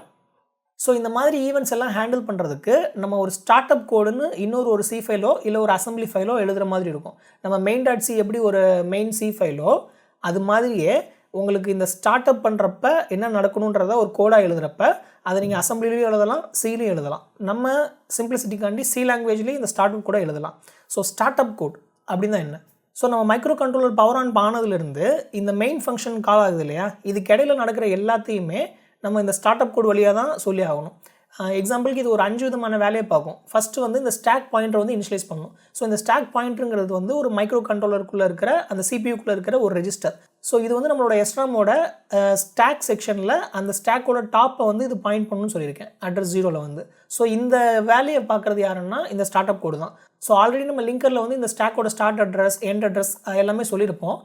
ஸோ இந்த லிங்கர் ஸ்கிரிப்டில் நம்ம ஆல்ரெடி டிஃபைன் பண்ணியிருக்கிற இந்த ஸ்டாக்கோட டாப் அட்ரஸ் அதோட வேல்யூவை நம்ம எடுத்துகிட்டு வந்து இந்த ஸ்டார்ட் அப் கோடில் ரெஃபர் பண்ணி நம்ம இந்த ஸ்டாக் பாயிண்டில் வந்து அந்த வேல்யூ வந்து இனிஷியலைஸ் பண்ணுவோம். ஸோ அந்த வேலையை பண்ணுறதும் இந்த ஸ்டார்ட் அப் கோடு தான். அடுத்தது வந்து இந்த வெக்டர் டேபிள் நம்ம பார்த்தோம் இல்லையா, இந்த இத்தனை வெக்டர்ஸ் வந்து இங்கே இருக்குது, எக்ஸப்ஷன் அண்ட் இன்டரப்ட்ஸ். இந்த எல்லா டேபிளில் இருக்கிற என்ட்ரிஸையுமே நம்ம வந்து இந்த ஸ்டார்ட் அப் கோடில் தான் கொடுக்கணும். ஸோ அட்ரஸ் நம்பர் 4ல் ரீசெட் ஹேண்ட்லர் இருக்குது, அதுக்குள்ளே நம்ம ஒரு கோடு எழுதுகிற மாதிரி இருக்கும். அப்புறம் இந்த அட்ரஸில் வந்து நம்ம என்எம்ஐ எக்ஸப்ஷன் வந்ததுன்னா நம்ம என்ன பண்ணணும் அப்படின்ற எல்லாத்தையுமே நம்ம கோடாக வந்து ஸ்டார்ட் அப் கோடில் எழுதுகிற மாதிரி இருக்கும். அதுக்கப்புறமா இந்த டேட்டா செக்ஷன் பற்றி நம்ம பேசணும். இந்த டேட்டா செக்ஷன் வந்து உங்களுக்கு ஃப்ளாஷில் வந்து அதோட இனிஷியலைஸ் வேல்யூ இருக்கும். அதை வந்து நம்ம அப்ளிகேஷன் பூட் ஆகிறப்ப நம்ம ஃப்ளாஷ்லேருந்து ரேமுக்கு காப்பி பண்ணி கொண்டு வரோம்னு சொன்னோம் இல்லையா, அந்த காப்பி ஆப்ரேஷனை பண்ணுறதும் இந்த ஸ்டார்ட் அப் கோடு தான். அப்புறம் இந்த பிஎஸ்எஸ் செக்ஷன் நம்மளுக்கு வந்து ஃப்ளாஷில் வந்து பிஎஸ்எஸ் செக்ஷனுக்கு எந்த மெமரியுமே ரிசர்வ் பண்ணலை இல்லையா. ஸோ அதனால் அதோட எவ்வளோ சைஸ் இருக்குது, ஏன்னா 10 வேரியபிள் இருந்ததுன்னா 10மே ஒரு பர்டிகுலர் செக்ஷன் ஆஃப் அட்ரஸஸ்குள்ளே தான் அந்த வேரியபிள்ஸ்லாம் இருக்க முடியும். ஸோ அந்த செக்ஷனை அப்படியே நம்ம வந்து 0 பண்ணுறதோ இல்லை டிஃபால்ட்டாக வந்து வேறு வேல்யூ செட் பண்ணுறதோ அந்த பிஎஸ்எஸ்ஸை வந்து கிளியர் பண்ணுறதுக்கு நம்ம கொடுக்கக்கூடிய கோடு வந்து இந்த ஸ்டார்ட் அப் கோடில் தான் இருக்கும். அடுத்து வந்து நம்ம சிஸ்டம் நம்ம மைக்ரோ கண்ட்ரோலரை இனிஷியலைஸ் பண்ணுறதுக்கு அடிஷ்னலாக ஏதாவது நீங்கள் கிளாக் சிஸ்டம் பை டிஃபால்ட்டாக இனிஷியலைஸ் பண்ணணும் அப்படின்னு நினச்சிங்கன்னா அந்த கோடையும் நீங்கள் ஸ்டார்ட் அப் கோடில் கொடுக்கலாம். இது எல்லாமே மெயினுக்கு முன்னாடி நடக்கிறது, மெயின் ஃபங்க்ஷனுக்கு கால் பண்ணுறதுக்கு முன்னாடி நடக்கிறது. ஸோ இந்த வேலையெல்லாம் பண்ணதுக்கப்புறமா கண்ட்ரோலை வந்து நம்ம மெயினுக்கு பாஸ் பண்ணலாம். அப்போ தான் நம்ம மெயின் டாட் சியில் இருக்கிற அந்த மெயின் ஃபங்க்ஷன் எக்ஸிக்யூட் பண்ண ஆரம்பிக்கும். ஸோ இந்த வெக்டர் டேபிளில் நம்ம ஒரு கோடை கன்வெர்ட் பண்ணி இந்த ஸ்டார்ட் அப் கோடில் வந்து இன்புட்டாக கொடுக்கணும். ஸோ இந்த வெக்டர் டேபிளில் நம்ம கோடை கன்வெர்ட் பண்ணுறதுக்கு நம்மளோட ப்ராஜெக்ட் டைரக்டரி போயிடலாம். ஸோ இதுதான் நம்ம ப்ராஜெக்டோட ஒர்க் ஸ்பேஸ். இதில் வந்து இன்னொரு ஃபைல் கிரியேட் பண்ணலாம், startup.cன்னு சொல்லிட்டு. So text document startup.c. So இந்த startup.c-யை நம்ம இப்போ எடிட் பண்ணலாம். ஸோ இது ஒரு சி ப்ரோக்ராம்ன்றதுனால நம்ம #include standardint.h இன்க்ளூட் பண்ணிக்கலாம். அதுக்கப்புறமா இப்போ இந்த வெக்டர் டேபிளில் நம்மளுக்கு இவ்வளோ எக்ஸப்ஷன்ஸ் அப்புறம் இன்டரப்ட்ஸ் வந்து இருக்குது இல்லையா? ஸோ இது எல்லாத்தையுமே நம்ம ஸ்டார்ட் அப் கோடில் வந்து இதோட அட்ரஸஸ் எல்லாம் நம்ம கொடுத்து அதோட ஹேண்ட்லர் ஃபங்க்ஷன் அதோட இம்ப்ளிமெண்டேஷன் ஃபங்க்ஷன் நம்ம எழுதுகிற மாதிரி இருக்கும். பட் இப்போ நான் டெமான்ஸ்ட்ரேஷன் பர்பஸ்க்காண்டி நான் இது எல்லாத்தையுமே நான் இப்போ எழுதலை. ஜஸ்ட் நம்மளுக்கு தேவைப்படக்கூடிய இந்த அட்ரஸ் 0ல் என்ன போகணும், அப்புறம் இந்த ரீசெட் ஹேண்ட்லர், இப்போ இந்த 2 ஃபங்க்ஷன் மட்டும் நம்ம எழுதலாம். மீதி எல்லாம் நம்மளுக்கு பின்னாடி போக எழுதலாம். பட் இந்த மற்ற ஹேண்ட்லர் ஃபங்க்ஷன் எல்லாம் நம்ம எழுதாமல் விட்றது வந்து ஒரு பெஸ்ட் ப்ராக்டிஸ் கிடையாது. ஸோ இப்போ டெமான்ஸ்ட்ரேஷன் பர்பஸ்க்காண்டி நம்ம இந்த ஸ்டாக் பாயிண்டரை பாயிண்ட் பண்ணுறதுக்கான இந்த 0 அட்ரஸையும் அப்புறம் இந்த ரீசெட் வெக்டரையும் நம்ம ஹேண்டில் பண்ணலாம். ஸோ நம்ம ஸ்டார்ட் அப் கோடுக்கு போயிட்டு இப்போ இந்த ஸ்டார்ட் அப் கோடில் நம்ம ஒரு அரே ஆஃப் பாயிண்டர்ஸ் வந்து கிரியேட் பண்ணணும். அந்த அரே ஆஃப் பாயிண்டர்ஸ்குள்ளே என்ன இருக்கும் அப்படின்னா இந்த எல்லா ஹேண்ட்லர்ஸோட அட்ரஸஸுமே இதில் கொடுக்குற மாதிரி இருக்கும். ஸோ ஃபஸ்ட்டு வந்து நான் ஒரு uint32_t pointer vector table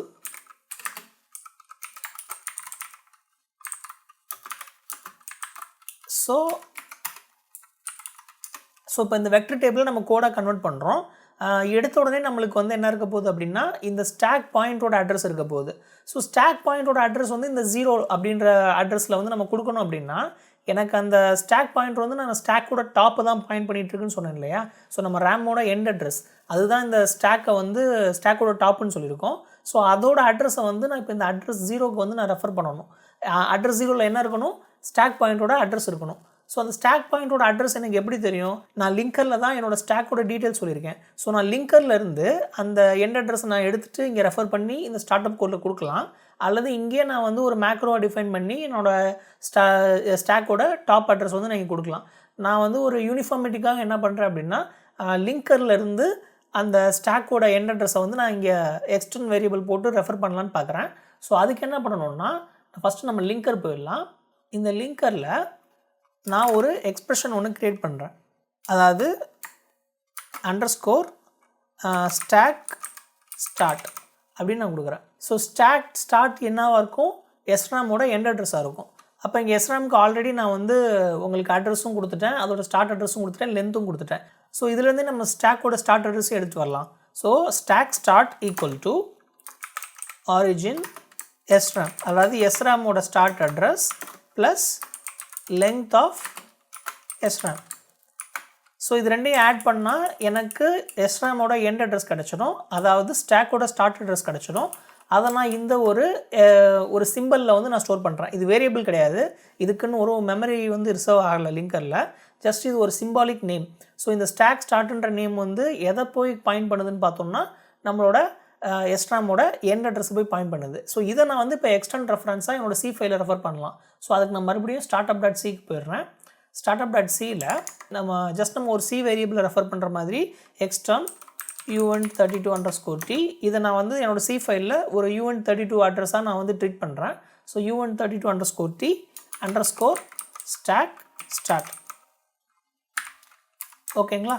so இப்போ இந்த ஸ்டாக் ஸ்டார்ட்டுங்கிற இந்த ஒரு வேரியபிளை இந்த சி ஃபைலை பொறுத்த வரைக்கும் இந்த வேரியபிளோட அட்ரஸை நான் வந்து அட்ரஸ் 0ல், அதாவது வெக்டர் டேபிளில் வந்து அட்ரஸ் 0 தானே ஃபஸ்ட்டு இருக்குது, அந்த அட்ரஸ்க்கு வந்து நான் இதோட அட்ரஸை வந்து பாயிண்ட் பண்ணணும். ஸோ அப்போ என்ன பண்ணுறேன், இந்த வெக்டர் டேபிளில் எடுத்த உடனேமே நான் வந்து அட்ரஸ் ஆஃப் ஸ்டாக் ஸ்டார்ட் அப்படின்னு கொடுத்துட்றேன். இது வந்து it's a pointer to uint32_t. ஓகேங்களா? டைப் கேஸ்ட் பண்ணிட்டேன். ஸோ நம்மளோட ஸ்டாக்கோட ஸ்டார்ட் அட்ரஸை வந்து இப்போ வெக்டர் டேபிளில் அட்ரஸ் 0ல் வந்து நான் கொடுத்துருக்கேன். இது அட்ரஸ் 0ல் தான் போகுதான்றதையும் நம்ம வெரிஃபை பண்ணணும். அதை நான் சொல்கிறேன். இந்த வெக்டர் டேபிள் வந்து யூஸ்வலாக டேட்டா செக்ஷன் தானே போகும். ஸோ டேட்டா செக்ஷன் வந்து எங்கேயோ இருக்குது, அது ஃப்ளாஷ் மெமரியில் எங்கேயோ இருக்குது. ஸோ இந்த வெக்டர் டேபிளில் நான் என்னோட அட்ரஸ் 0க்கு ஃபஸ்ட்டு மேப் பண்ணணும். அதுவும் நம்ம பண்ணணும். ஆனால் நான் இப்போதைக்கு நான் என்னோடய வெக்டர் டேபிள் வந்து 0க்கு போட்டேன். 0 அட்ரஸ்க்கு நான் மேப் பண்ணிவிட்டு நான் அஸ்யூம் பண்ணிவிட்டு இந்த ஸ்டாக்கோட ஸ்டார்ட் அட்ரஸை நான் வந்து கொடுத்துருக்கேன். ஸோ இந்த ஸ்டாக்கோட ஸ்டார்ட் அட்ரஸ் நம்மளோட ரேமோட எண்ட் அட்ரஸ் அது வந்து இப்போ இந்த அட்ரஸ் 0ல் வந்து இருக்கும். ஏன்னா இந்த வெக்டர் டேபிளோட டிஃபால்ட் அட்ரஸே நம்மளுக்கு 0ல் தான் போய் உட்கார போகுது. ஸோ அப்போ இந்த ஸ்டாக்கோட ஸ்டார்ட்டும் வந்து அந்த அட்ரஸ் 0ல் அந்த எஸ்ராமோட எண்டை பாயிண்ட் பண்ணிகிட்டு இருக்கோம். அடுத்ததாக வந்து ரீசெட் ஹேண்ட்லர். ஸோ நம்ம வந்து ஒரு ரீசெட் ஹேண்ட்லர் ஃபங்க்ஷன் ஒன்று எழுதுகிறோம். ஸோ அதுக்கு வந்து என்ன பண்ணுறேன்னா மறுபடியும் it's a pointer to event 32 reset handler. நான் இங்கே வந்து ஆண்ட் போடல, ஏன்னா இது வந்து ஒரு ஃபங்க்ஷனாக நான் எழுத போகிறேன். ஸோ ஆட்டோமேட்டிக்கலாகவே அது ஒரு ஃபங்க்ஷனோட அட்ரஸ் தான் இங்கே வந்து நம்மளுக்கு ரெஃபர் ஆகும். ஸோ அதான் நான் இங்கே டைப் கேஸ்ட்டும் பண்ணியிருக்கேன். ஸோ இப்போ இந்த ரீசெட் ஹேண்ட்லரை ஒரு ஃபங்க்ஷனாக எழுத போகிறேன். Event let's say void reset handler. இது ஒரு ஃபங்க்ஷன், இதை டிக்ளேரும் பண்ணிக்கலாம். ஓகேங்களா? ஸோ இது வந்து எங்கே வரப்போகுது, அட்ரஸ் வந்து 00000004ல் வரப்போகுது. இது வந்து அட்ரஸ் 0000 வரப்போகுது. ஆக்சுவலாக நான் அலையாஸ் அட்ரஸ் தான் இங்கே கொடுக்குறேன். ஆக்சுவல் அட்ரஸ் வந்து 08ல் தான் ஆரம்பிக்கும்.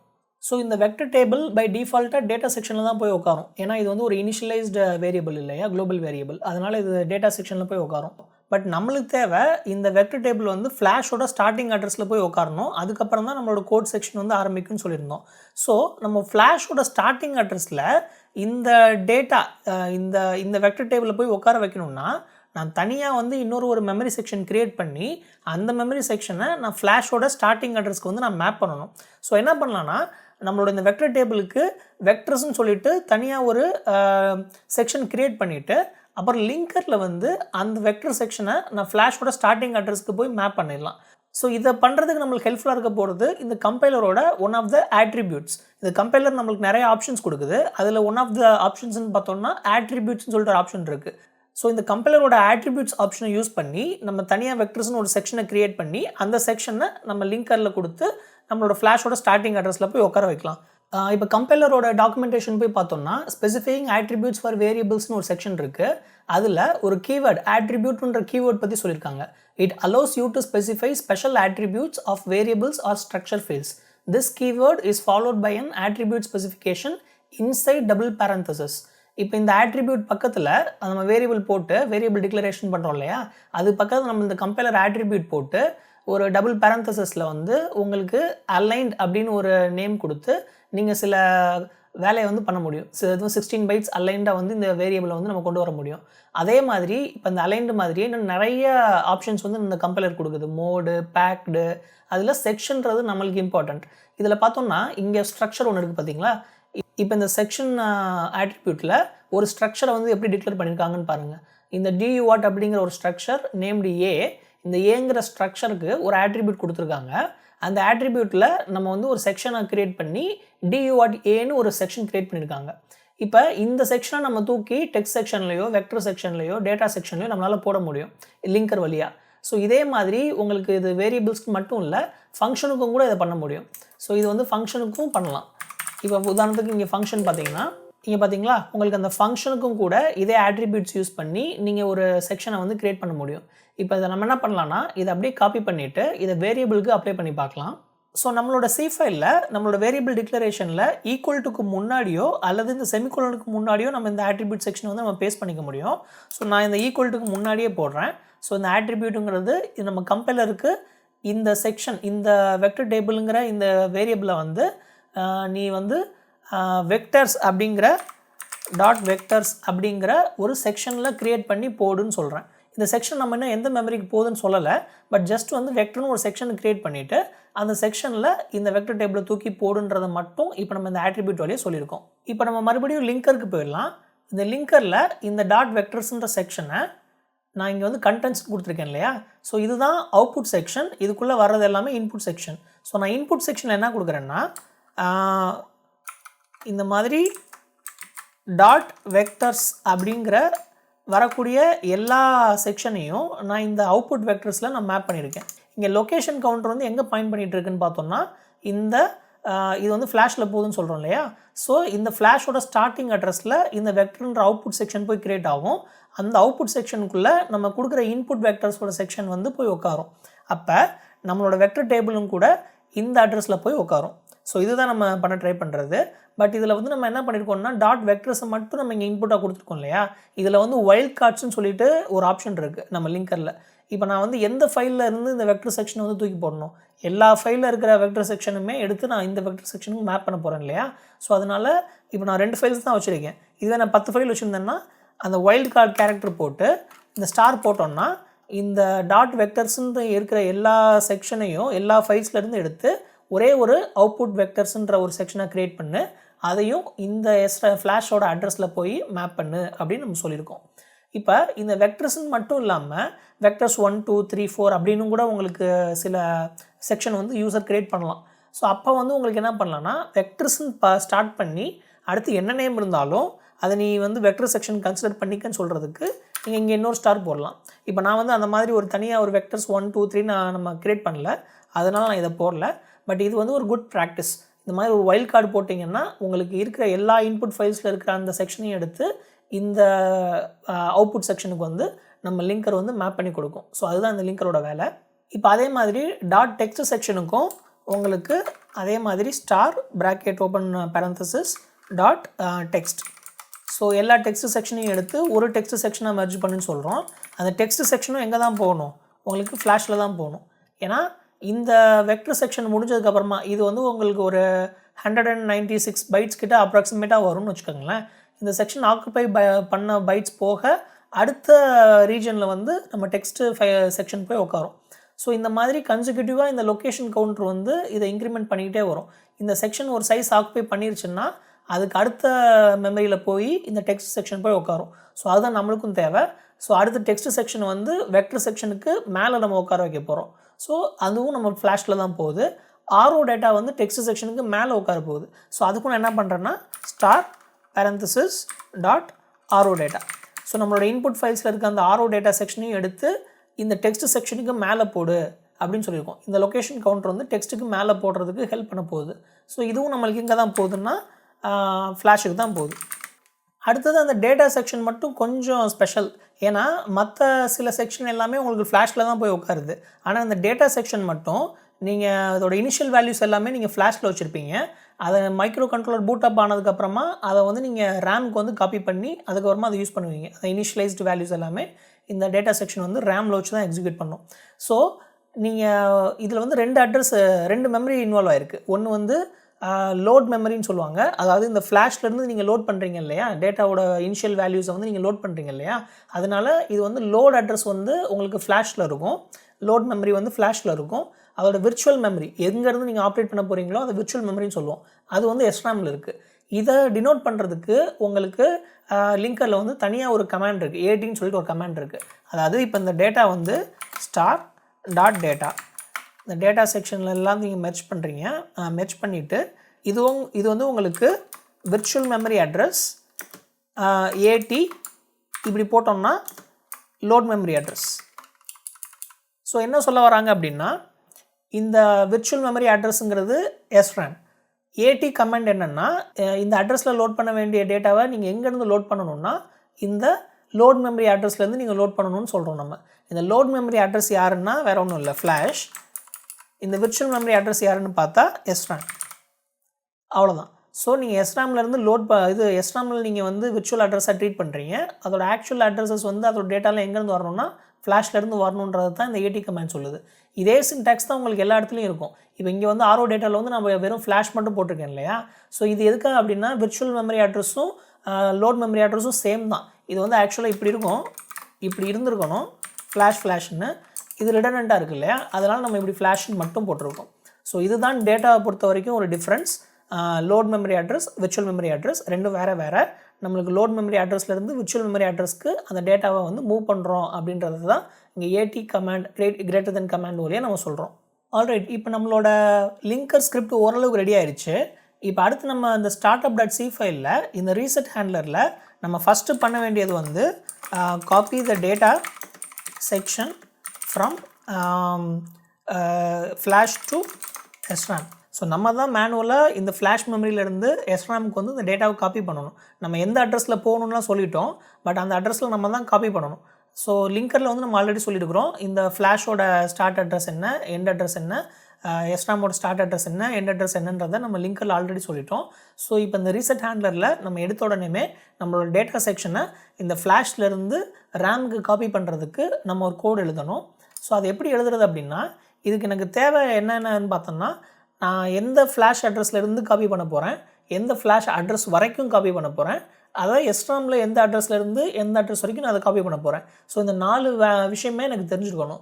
ஸோ அதை நான் லிங்கர்லேருந்தே அந்த டேட்டாவை நான் எடுத்துகிட்டு வரலாம். ஸோ நான் லிங்கரில் என்ன பண்ணலான்னா, இந்த இடத்துல இங்கே ஃப்ளாஷ் வந்து இங்கே முடியுது பார்த்தீங்களா. ஸோ லொக்கேஷன் கவுண்டர் வந்து இந்த ஃப்ளாஷ் அட்ரஸ் தான் இங்கே வரைக்கும் நம்மளுக்கு கவுண்ட் பண்ணிகிட்ருக்கோம். ஸோ நான் இங்கே என்ன பண்ணுறேன்னா அண்டர்ஸ்கோர் இங்கே வந்து நான் ஒரு எக்ஸ்பிரஷன் வந்து க்ரியேட் பண்ணுறேன். Let's say start flash data address அப்படின்னு நான் ஒரு ஒரு எக்ஸ்பிரஷன் வந்து நான் க்ரியேட் பண்ணுறேன், ஒரு சிம்பிள் வந்து நான் க்ரியேட் பண்ணுறேன்.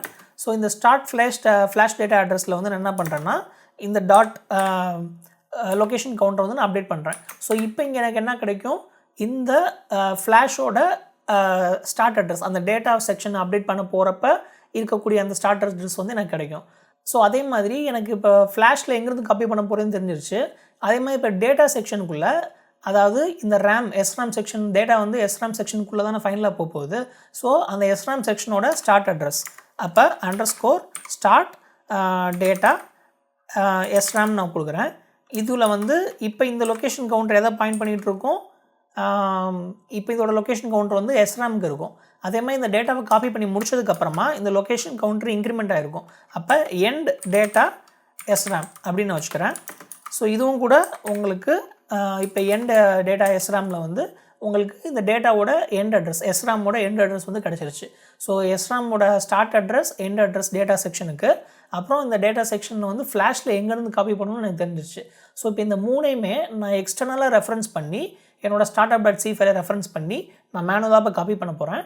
ஸோ இந்த startup.cயில் இதை காப்பி பண்ணிவிட்டு எக்ஸ்டன் இங்கே ஆல்ரெடி ஸ்டார்ட் இருக்கு இல்லையா, ஸோ எக்ஸ்டன் இதுவும் போட்டுடலாம், அப்புறம் இந்த இதையும் கொடுத்துடலாம், கமா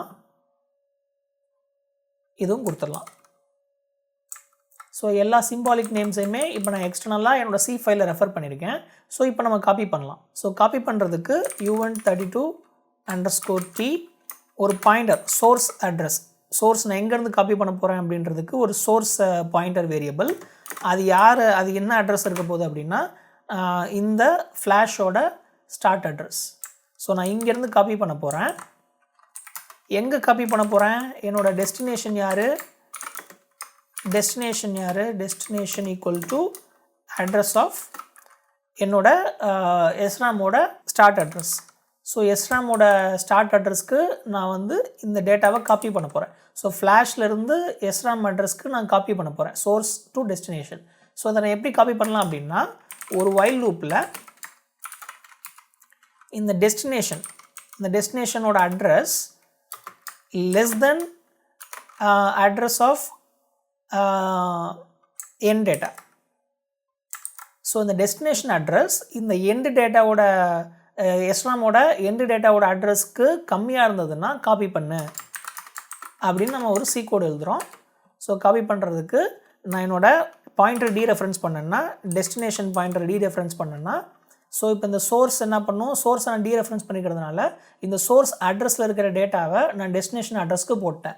அது வைல் லூப்பில் கண்டினியூஸாக போயிட்டே இருக்கிறதுனால நான் இன்க்ரிமெண்ட்டும் பண்ணிக்கிறேன்.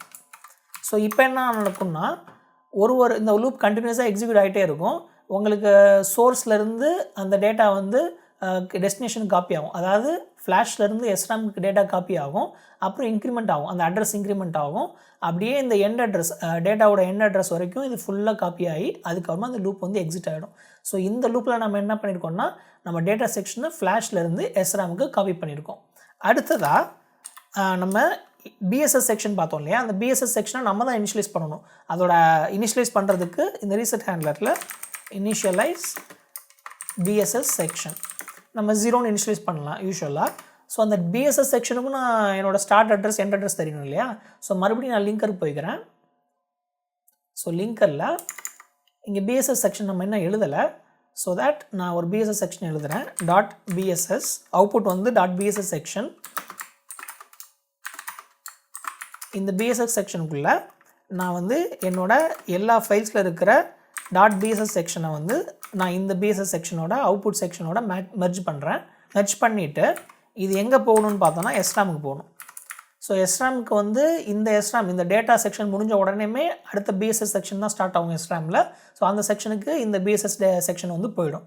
இப்போ இதுலேயும் கூட நான் இந்த பிஎஸ்எஸ் செக்ஷன் வந்து பை டிஃபால்ட்டாக ஒரு கார்பேஜ் வேல்யூ தான் இருக்கும் அதோட வேரியபிள். அந்த அன்இனிஷியலைஸ்டு வேரியபிள் நம்ம பார்த்தோம் இல்லையா, அதில் ஏதாவது ஒரு வேல்யூ இருக்கும். எனக்கு 0 தான் வேணும்னா நான் இங்கே என்ன பண்ணலான்னா, நான் இப்போ இந்த எஸ்ராமுக்கு பண்ண மாதிரி நான் இப்போ இந்த டேட்டா செக்ஷனுக்கு பண்ண மாதிரியே underscore start BSS equal to டாட்டுன்னு நான் கொடுத்தேன்னா எனக்கு இந்த எஸ்ராமோட லொக்கேஷன் கவுண்டர் வந்து இந்த ஸ்டார்ட் பிஎஸ்எஸில் கிடச்சிடுது. அப்புறம் எண்ட் பிஎஸ்எஸ் இபிஎஸ்எஸ்ன்னு கொடுத்துக்கலாம். அதுலேயும் நான் அந்த லொக்கேஷன் கவுண்டர் அப்டேட் பண்ணிடுறேன். ஸோ இப்போ இந்த ஸ்டார்ட் பிஎஸ்எஸ் எண்ட் பிஎஸ்எஸ் வந்து எனக்கு வந்து லொக்கேஷன் கவுண்டரை வந்து கிடச்சிருச்சு. இப்போ இந்த ஸ்டார்ட் எண்ட் இடையில இருக்க எல்லா மெமரியையுமே நான் 0 பண்ணிடுறேன். ஸோ அதுக்கு என்ன பண்ணலான்னா, ஸோ இப்போ இங்கே வந்து அந்த வேரியபிள்ஸ் வந்து நான் எக்ஸ்டெண்ட் பண்ணிக்கிறேன். So that underscore start BSS comma underscore end BSS. ஓகேங்களா.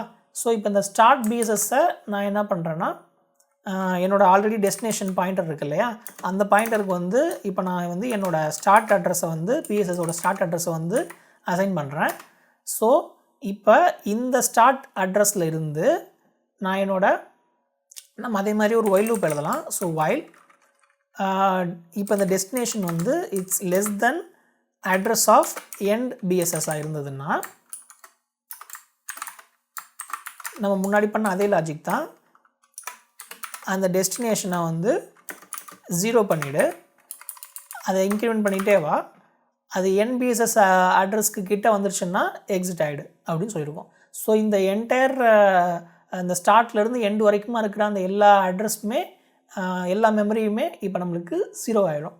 ஸோ இதுதான் நம்ம பண்ணுறது. இந்த ரீசெட் ஹேண்ட்லரில் நம்ம அடுத்தது வந்து என்ன பண்ணோம் அப்படின்னா, இனிஷியலைஸ் சிஸ்டம். நம்ம ஏதாவது கிளாக் சிஸ்டம் வந்து நம்ம மெயின் ஃபங்க்ஷன் கால் பண்ணுறதுக்கு முன்னாடி இனிஷியலைஸ் பண்ணணும்னா இங்கே பண்ணலாம். இப்போ நான் எதுவுமே பண்ண போகிறதில்ல. அதனால் நான் டைரெக்டாக என்ன பண்ணுறேன், நம்மளோட மெயின் ஃபங்க்ஷனை கால் பண்ண போகிறேன். ஸோ அதுக்கு வந்து மெயின், அவ்வளோதான்.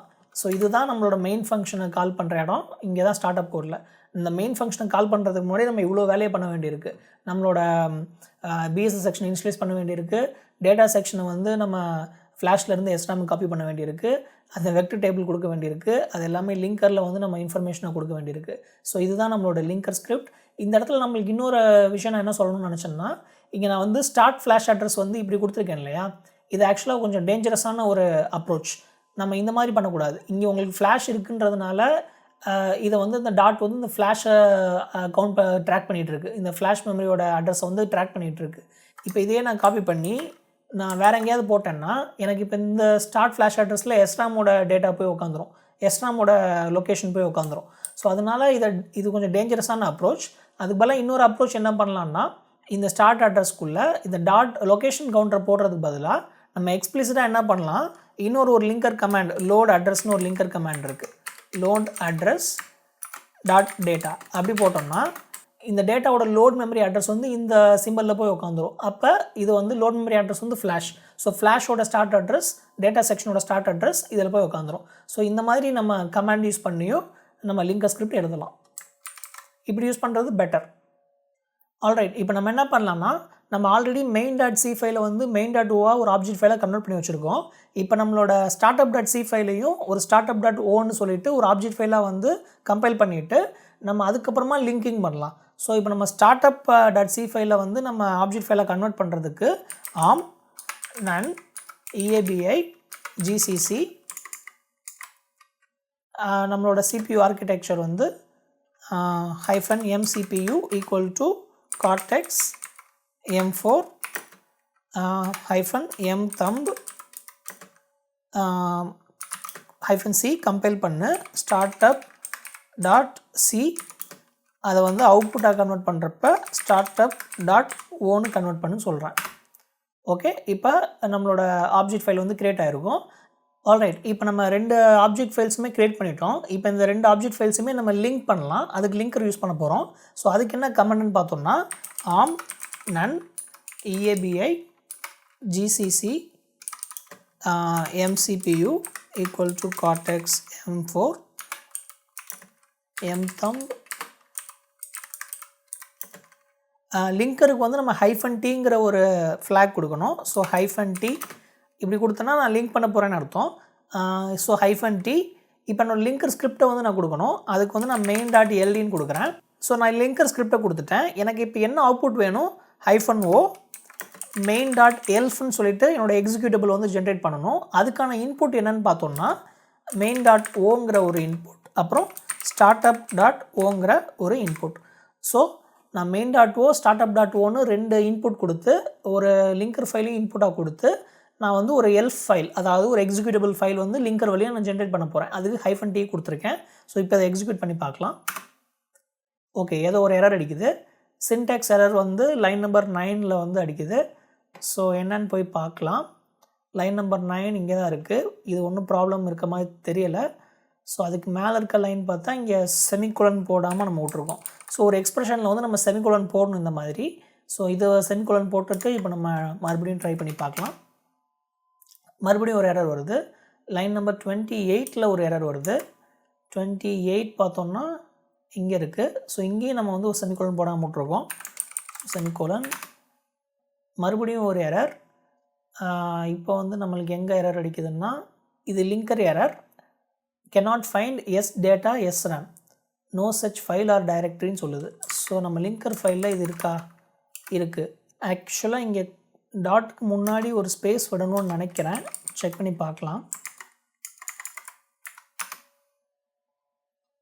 எஸ், அந்த எரர் போயிடுச்சு. இப்போ மறுபடியும் ஒரு எரர் cannot find bss.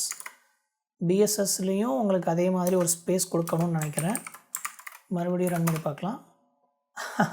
இப்போ வந்து உங்களுக்கு மறுபடியும் நிறையா எரர்ஸ் வருது. அதாவது அந்த சி லைப்ரரி வந்து இது மறுபடியும் யூஸ் பண்ண ட்ரை பண்ணுது. ஸோ நம்ம அதையும் நம்ம நோ ஸ்டாண்டர்ட் லைப்ரரின்றதையும் கொடுத்துடலாம். ஸோ mthumb அப்புறமா நோ ஸ்டாண்டர்ட் லிப், அவ்வளோதான். இப்போ ஒரு வார்னிங் மட்டும் இருக்குது, பட் அதை இக்னோர் பண்ணிடலாம். இப்போ நம்மளுக்கு வந்து எல்ஃப் ஃபைல் வந்து ஜென்ரேட் ஆகிருக்கும். ஸோ நம்மளோட எல்ஃப் ஃபைல் இருக்கான்னு பார்க்கணும். எல்ஃப் ஃபைல் இங்கே இருக்குது. ஸோ இப்போ இந்த எல்ஃப் ஃபைலை வந்து நம்ம அனலைஸ் பண்ணுறதுக்கு நம்ம நிறையா மெத்தட்ஸ் யூஸ் பண்ணலாம். நம்மளுக்கு இந்த எல்ஃபை வந்து அனலைஸ் பண்ணுறதுக்குன்னு சொல்லிட்டு சில டூல்ஸ் இருக்குது. இந்த GNU டூல் செயின்லேயே நிறைய டூல்ஸ் இருக்குது. பட் இருந்தாலும் நம்ம வந்து இந்த லிங்கர் எழுதக்கூடிய லாக் ஃபைலை அனலைஸ் பண்ணி பார்த்தோம்னா இன்னும் கிளியராக புரியும். ஸோ அப்போ வந்து இப்போ லாக் ஃபைல் இங்கே ஒன்றுமே ஜென்ரேட் ஆகலை. அப்போ லிங்கர்கிட்ட நம்ம என்ன சொல்லலாம்னா, நீ இந்த எல்ஃப் ஃபைல் ஜென்ரேட் பண்ணுறப்பே எனக்கு ஒரு லாக் ஃபைல் கொடுன்னு கேட்கலாம். ஸோ அந்த லாக் ஃபைலை ஜென்ரேட் பண்ணுறதுக்கு ஒரு கமாண்ட் இருக்குது. ஸோ இந்த எக்ஸிக்யூட் பண்ண அதே கமாண்டு பக்கத்தில் நோ ஸ்டாண்டர்ட் லைப் அப்புறம் -wel -map ஒரு மேப் ஃபைல் ஜென்ரேட் பண்ணு, main.mapன்னு சொல்லிட்டு ஒரு மேப் ஃபைல் ஜென்ரேட் பண்ணுன்னு சொல்கிறோம். ஸோ இது வந்து ஒரு லிங்கரோட லாக் ஃபைல் மாதிரி. அதில் நம்மளுக்கு இன்னும் எல்லாமே எந்தெந்த அட்ரஸில் என்னென்ன சிம்பிள்ஸ் இருக்குது எல்லாமே அதில் இருக்கும், என்னென்ன செக்ஷன்ஸ் இருக்குது எல்லாமே அதில் இருக்கும். ஸோ நான் வந்து ஒரு மேப் ஃபைலில் main.mapன்னு சொல்லிட்டு ஒரு மேப் ஃபைலையும் ஜென்ரேட் பண்ணுன்னு சொல்லி ஒரு கமாண்ட் கொடுத்துருக்கேன். இப்போ அதை எக்ஸிக்யூட் பண்ணுறேன். இப்போ ஒரு எல்ஃப் ஃபைல் நம்மளுக்கு ஜென்ரேட் ஆகிருக்கும். இப்போ ஒரு மேப் ஃபைல் நம்மளுக்கு ஜென்ரேட் ஆகிருக்கும். ஸோ இங்கே மேப் ஃபைல் இருக்குது. ஸோ இப்போ இதை ஓப்பன் பண்ணி பார்த்தோன்னா பார்த்தீங்களா, நம்மளுக்கு வந்து SRAMோட அட்ரஸ், அதோட ஆரிஜின் அட்ரஸ், லென்த்து, அதோட ஆட்ரிபியூட்ஸு, ஃப்ளாஷு, அதோட ஸ்டார்டிங் அட்ரஸ், அதோட லென்த்து. இந்த லிங்கர் ஸ்கிரிப்டில் உங்களுக்கு இந்த வெக்டர்ஸோட ஸ்டார்ட் லொக்கேஷன் பார்த்தோன்னா 08000000 சொல்லியிருக்காங்க. அது வந்து 8 பைட்ஸுக்கு இருக்குது. நம்ம இந்த startup.cயில் இந்த வெக்டர் டேபிளில் நம்ம 8 பைட்ஸ் மட்டும்தான் அதில் கொடுத்துருந்தோம். இதில் பார்த்தோன்னா நம்மளுக்கு இந்த வெக்டர் டேபிளில் நம்ம ஃபுல்லாக பாப்புலேட் பண்ணலை. ஆக்சுவலாக இப்படி பண்ணக்கூடாது. நான் உங்களுக்கு எக்ஸாம்பிளுக்காண்டி இந்த 2 மட்டும் போட்டு காமிச்சேன். ஆக்சுவலாக உங்களுக்கு எல்லா எக்ஸப்ஷன் அண்ட் இன்ட்ரப்ட்ஸுமே இதில் நீங்கள் ஃபில் பண்ணணும். அப்போ நம்மளுக்கு ஃபில் பண்ணுறதுக்கு இப்போ டைம் இல்லைன்றதுனால நம்ம என்ன பண்ணலான்னா, இதோட ஆக்சுவல் வெக்டர் டேபிள் சைஸை நம்ம இங்கே கொடுத்துறது பெட்டர். ஏன்னா இங்கே பார்த்தோன்னா நம்மளுக்கு இந்த வெக்டர்ஸ்க்கு அடுத்து இந்த 8 பைட்ஸ் போக இம்மீடியட்டாக டெக்ஸ்ட் செக்ஷன் வந்து ஸ்டார்ட் ஆகுது. இந்த மைக்ரோ கண்ட்ரோலர் இன்டர்னலாக ஒரு மெமரி மேப்பிங் டெக்னிக் வந்து யூஸ் பண்ணும். அது என்ன பண்ணுன்னா, இந்த அட்ரஸ் 08000000ங்கிறது வந்து it's an அலையாஸ் to the address 00000000.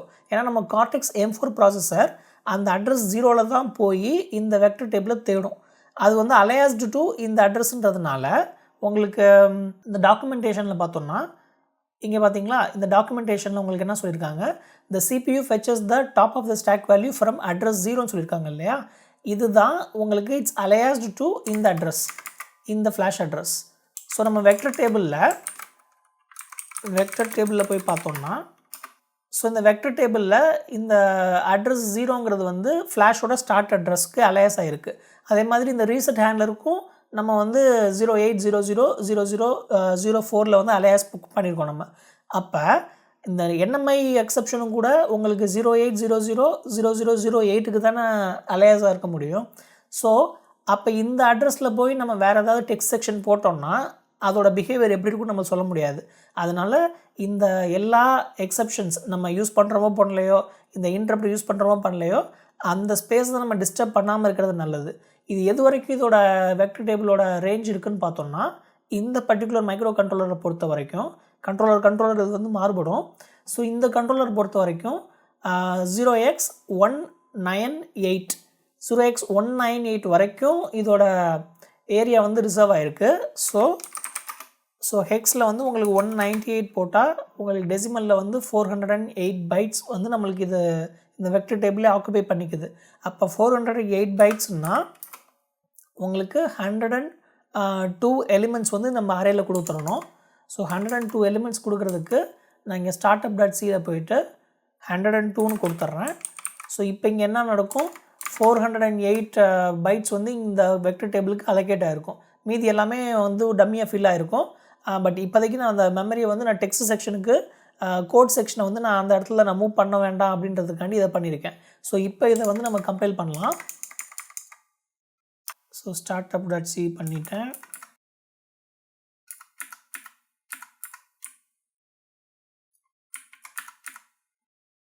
இப்போ லிங்க் பண்ணுறேன். இப்போ இதை மேப் ஃபைலில் போய் பார்த்தோம்னா பார்த்தீங்களா, உங்களுக்கு 198 பைட்ஸ்க்கு இந்த வெக்டர்ஸ் வந்து ஆக்குபை ஆயிடுச்சு. ஸோ தட் நம்ம இந்த நம்ம இந்த வெக்டர் டேபிளுக்கான ஸ்பேஸை வந்து ரிசர்வ் பண்ணிட்டோம். ஸோ அடுத்து கோட் செக்ஷன் வந்து உங்களுக்கு இதுக்கு அப்புறம் தான் ஆரம்பிக்கிற மாதிரி இப்போ பண்ணியிருக்கோம். ஸோ கோட் செக்ஷன் வந்து உங்களுக்கு 198லேருந்து ஆரம்பித்து கொஞ்சம் போகுது text section. So text section தான் கோட் செக்ஷன் இல்லையா. ஸோ அந்த கோட் செக்ஷனில் உங்களுக்கு main.o அந்த startup.o அதுக்கான எல்லா ஃபங்க்ஷனுக்கான கோடுமே இங்கே இருக்குது. அதுக்கப்புறமா இந்த லிங்கரே கொஞ்சம் செக்ஷன்ஸ் வந்து ஆட் பண்ணியிருக்கு. அப்புறம் ஆரோ டேட்டா வந்து இந்த டெக்ஸ்ட் செக்ஷனுக்கு மேலே இருக்குது. இந்த ஆரோ டேட்டாவில் வந்து உங்களுக்கு இந்த மெசேஜ்னு ஒன்று ஸ்ட்ரிங் கொடுத்துருந்தோம் இல்லையா, அது இருக்குது. அதுக்கப்புறமா இந்த ஃப்ளாஷ் அட்ரஸ்க்கு வந்து ஒரு லோட் அட்ரஸ் கொடுத்துருந்தோம் இல்லையா, ஃப்ளாஷோட ஸ்டார்டிங் அட்ரஸ் அது இருக்குது. அதுக்கப்புறமா டேட்டா செக்ஷனில் பார்த்தோன்னா உங்களுக்கு அந்த இனிஷியலைஸ்டு வேரியபிள்னு சொல்லிட்டு ஒரு குளோபலாக ஒரு வேரியபிள் வச்சுருந்தோம் இல்லையா, ஸோ அது டேட்டா செக்ஷனில் வந்திருக்கு. அப்புறம் startup.c ஃபைல்லேருந்து ஒரு வேரியபிள் வந்திருக்கு. அப்புறம் BSS செக்ஷன் அன்இனிஷியலைஸ்டு செக்ஷன் வந்து அன்இனிஷியலைஸ்டு வேரியபிள் வந்து இந்த BSS செக்ஷனில் வந்துருச்சு. ஸோ இது வந்து ரேம்க்கு வந்திருக்கு. பார்த்தீங்களா, ரேம் அட்ரஸ் வந்து 20லேருந்து ஸ்டார்ட் ஆகுது இல்லையா. ஸோ இந்த டேட்டாவும் BSSஸும் 20லேருந்து ஸ்டார்ட் ஆகுது ரேம் அட்ரஸ். அதே மாதிரி இந்த டேட்டா செக்ஷன் வந்து லோட் அட்ரஸ் பார்த்தோம்னா நம்மளுக்கு ஃப்ளாஷ்லேருந்து வருது. ஸோ ஃப்ளாஷ்லேருந்து லோட் பண்ணி இங்கே SRAMக்கு வந்து டேட்டா செக்ஷன் காப்பியாக இருக்குன்றதையும் நம்ம இந்த மேப் ஃபைல் மூலமாக தெரிஞ்சுக்கலாம். அதுக்கப்புறமா சில கமெண்ட் செக்ஷன் அப்புறம் சில அடிஷ்னல் ஆட்ரிபியூட்ஸ் வந்து இந்த லிங்கர் ஆட் பண்ணியிருக்கு. இப்போ இங்கே இருக்கிற எல்லா அட்ரஸுமே கரெக்டாக 4 பைட்ஸ் அலைண்டாக இருக்குது. அதனால் நான் ஒன்றும் இதை டிஸ்டர்ப் பண்ண விரும்பலை. ஒருவேளை இது அலைன் ஆகாமல் இருந்ததுன்னா, சரியாக அலைன் ஆகாமல் இருந்ததுன்னா நம்ம அலைன் கீவேர்ட் பற்றியும் பார்த்துருந்துருக்கலாம். பட் அதை பின்னாடி வீடியோவில் பேசலாம் அதை பற்றி. இப்போ நம்ம startup.c கூட இந்த மாதிரி ஒரு 102 எலிமெண்ட்ஸை வந்து நம்ம அரே ஆஃப் பாயிண்டர்ஸ் வந்து க்ரியேட் பண்ணிவிட்டு 2 மட்டும் ஃபில் பண்ணிவிட்டு மீதி இருக்கிற எந்த எக்ஸப்ஷன் ஹேண்ட்லரையுமே இன்டரப்டையுமே நம்ம வந்து ஃபில் பண்ணாமல் விட்ருக்கோம். இது ஆக்சுவலாக வந்து ஒரு பேட் ப்ராக்டிஸ். இந்த மாதிரி பண்ணக்கூடாது. இது ஏதாவது ஒரு ஹார்ட் ஃபால்ட் மாதிரி ஏதாவது ஒரு ஃபால்ட் எக்ஸப்ஷன் அடிச்சதுன்னா அது சிஸ்டம் பிஹேவியர் அன்டிஃபைன்டாக இருக்கும். ஸோ அதனால் என்ன பண்ணலான்னா நம்மளோட எல்லா எக்ஸப்ஷனையும் அப்புறம் எல்லா இன்டரப்டையும் இங்கே நம்ம டிக்ளேர் பண்ணிடலாம். ஸோ அதோட அட்ரஸஸ்லாம் இப்போ இங்கே கொடுக்கணும். ஸோ அதுக்கு என்ன பண்ணலான்னா இந்த எல்லா அட்ரஸையுமே நான் இங்கே கொடுத்துட்றேன். ஸோ இப்போ நம்மளோட வெக்டர் டேபிள் இருக்கிற மாதிரி எல்லா ஹேண்ட்லர் ஃபங்க்ஷனையுமே நான் இங்கே டிக்ளேர் பண்ணிட்டேன். ஆனால் இது எல்லாத்துக்குமே நான் ஒரு ஃபங்க்ஷனாக எழுதிக்கிட்டு இருக்கணும்னு இப்போ அவசியம் இல்லை. இப்போ இந்த ரீசெட் ஹேண்ட்லருக்கு நம்ம ஆல்ரெடி கோடு எழுதியிருக்கிறோம். ஆனால் இந்த exception NMI handler, hard fault handler, இந்த மாதிரி பஸ் ஃபால்ட் ஹேண்ட்லர், இது எல்லாத்துக்கும் நான் தனித்தனியாக நான் ஒரு ஃபங்க்ஷன் எழுதிட்டு இருக்கணும்னு அவசியம் இல்லை. இது எல்லாத்தையுமே நான் ஒரே ஒரு ஃபங்க்ஷனாக வந்து ஒரு டிஃபால்ட் ஹேண்ட்லர்னு எழுதிடலாம். அதாவது void டிஃபால்ட் ஹேண்ட்லர் அப்படின்னு ஒரு ஃபங்க்ஷன் எழுதி இதில் எந்த எக்ஸப்ஷன் அடித்தாலும் இன்டரப்ட் அடித்தாலும், இந்த உதாரணத்துக்கு இப்போ இந்த ADCன்னு சொல்லிட்டு ஒரு இன்டரப்ட் வருதுன்னா, நான் இந்த டிஃபால்ட் ஹேண்ட்லரில் சும்மா டம்மியாக வந்து இங்கேயே அதை ஸ்டாப் பண்ணுற மாதிரி ஒரு while of 1 எழுதிட்டு, இன்கேஸ் எனக்கு தேவைப்பட்டதுன்னா இந்த இம்ப்ளிமெண்டேஷன் நான் உண்மையிலே எனக்கு வேணும்னு தேவைப்பட்டதுன்னா நான் என்னோடய main.c ஃபைலில் வந்து இதை வந்து ஓவர் ரைட் பண்ணிக்கலாம். ஸோ கம்பைலர் வந்து அதுக்கான ஆப்ஷனையும் கொடுக்குது. ஸோ இப்போ என்ன பண்ணலான்னா, இப்போ இந்த ஃபங்க்ஷன் எல்லாமே நம்ம டிக்ளேர் பண்ணணும். ஸோ டிக்ளேர் பண்ணிடலாம். இப்போ உதாரணத்துக்கு இந்த இடத்துல void NMI ஹேண்ட்லர் அப்படின்னு ஒரு டிக்ளரேஷன் இருக்குதுன்னு வச்சுக்கோங்களேன். இப்படி பண்ணுறதுக்கு பதிலாக நம்மளோட கம்பைலரோட டாக்குமெண்டேஷனில் இன்னொரு ஆப்ஷன் என்ன கொடுத்துருக்காங்கன்னா, இதை வந்து ஒரு வீக் ஃபங்க்ஷனாக டிஃபைன் பண்ணிக்கலாம், இதுக்கு ஒரு அலையஸ் நேம் கொடுத்துக்கலாம் அப்படின்னு சொல்லிட்டு ஒரு ஆட்ரிபியூட் வந்து கொடுத்துருக்காங்க. இப்போ இந்த ஃபங்க்ஷன் F வந்து ஒரு ஆட்ரிபியூட் கொடுத்து அதை வீக் ஃபங்க்ஷனாக டிஃபைன் பண்ணி அதுக்கு ஒரு அலையாஸ் நேம் கொடுத்தீங்கன்னா, இந்த ஃபங்க்ஷனுக்கு பதிலாக அது இந்த அலையாஸ் ஃபங்க்ஷனை போய் கால் பண்ணும். இன்கேஸ் உங்களுக்கு இந்த ஆக்சுவல் ஃபங்க்ஷன் தான் கால் பண்ணணும் அப்படின்னா, நீங்கள் இன்னொரு இடத்துல இந்த ஃபங்க்ஷனை வந்து டிஃபைன் பண்ணி அதை போய் அது ஓவர் ரைட் பண்ணுற மாதிரி, இந்த வீக் ஃபங்க்ஷனை வந்து இது ஓவர் ரைட் பண்ணுற மாதிரி நம்ம எழுதிக்கலாம். இப்போ உதாரணத்துக்கு இந்த இடத்துல NMI ஹேண்ட்லரை வந்து நான் என்ன பண்ணுறேன், இதை அப்படியே காப்பி பண்ணி இந்த ஆட்ரிபியூட்டை காப்பி பண்ணி இப்படி போட்டுக்கிறேன். ஸோ இப்படி இருக்குது. இப்போ இந்த அலையாஸ் ஃபங்க்ஷன் வந்து நான் என்ன பண்ணுறேன், டிஃபால்ட் ஹேண்ட்லரை கொடுத்துட்றேன். ஸோ இப்போ என்ன நடக்கும்னா, இப்போ இந்த NMI ஹேண்ட்லர் எக்ஸப்ஷன் அடித்ததுன்னா அது போய் இந்த டிஃபால்ட் ஹேண்ட்லரை போய் கால் பண்ணும்.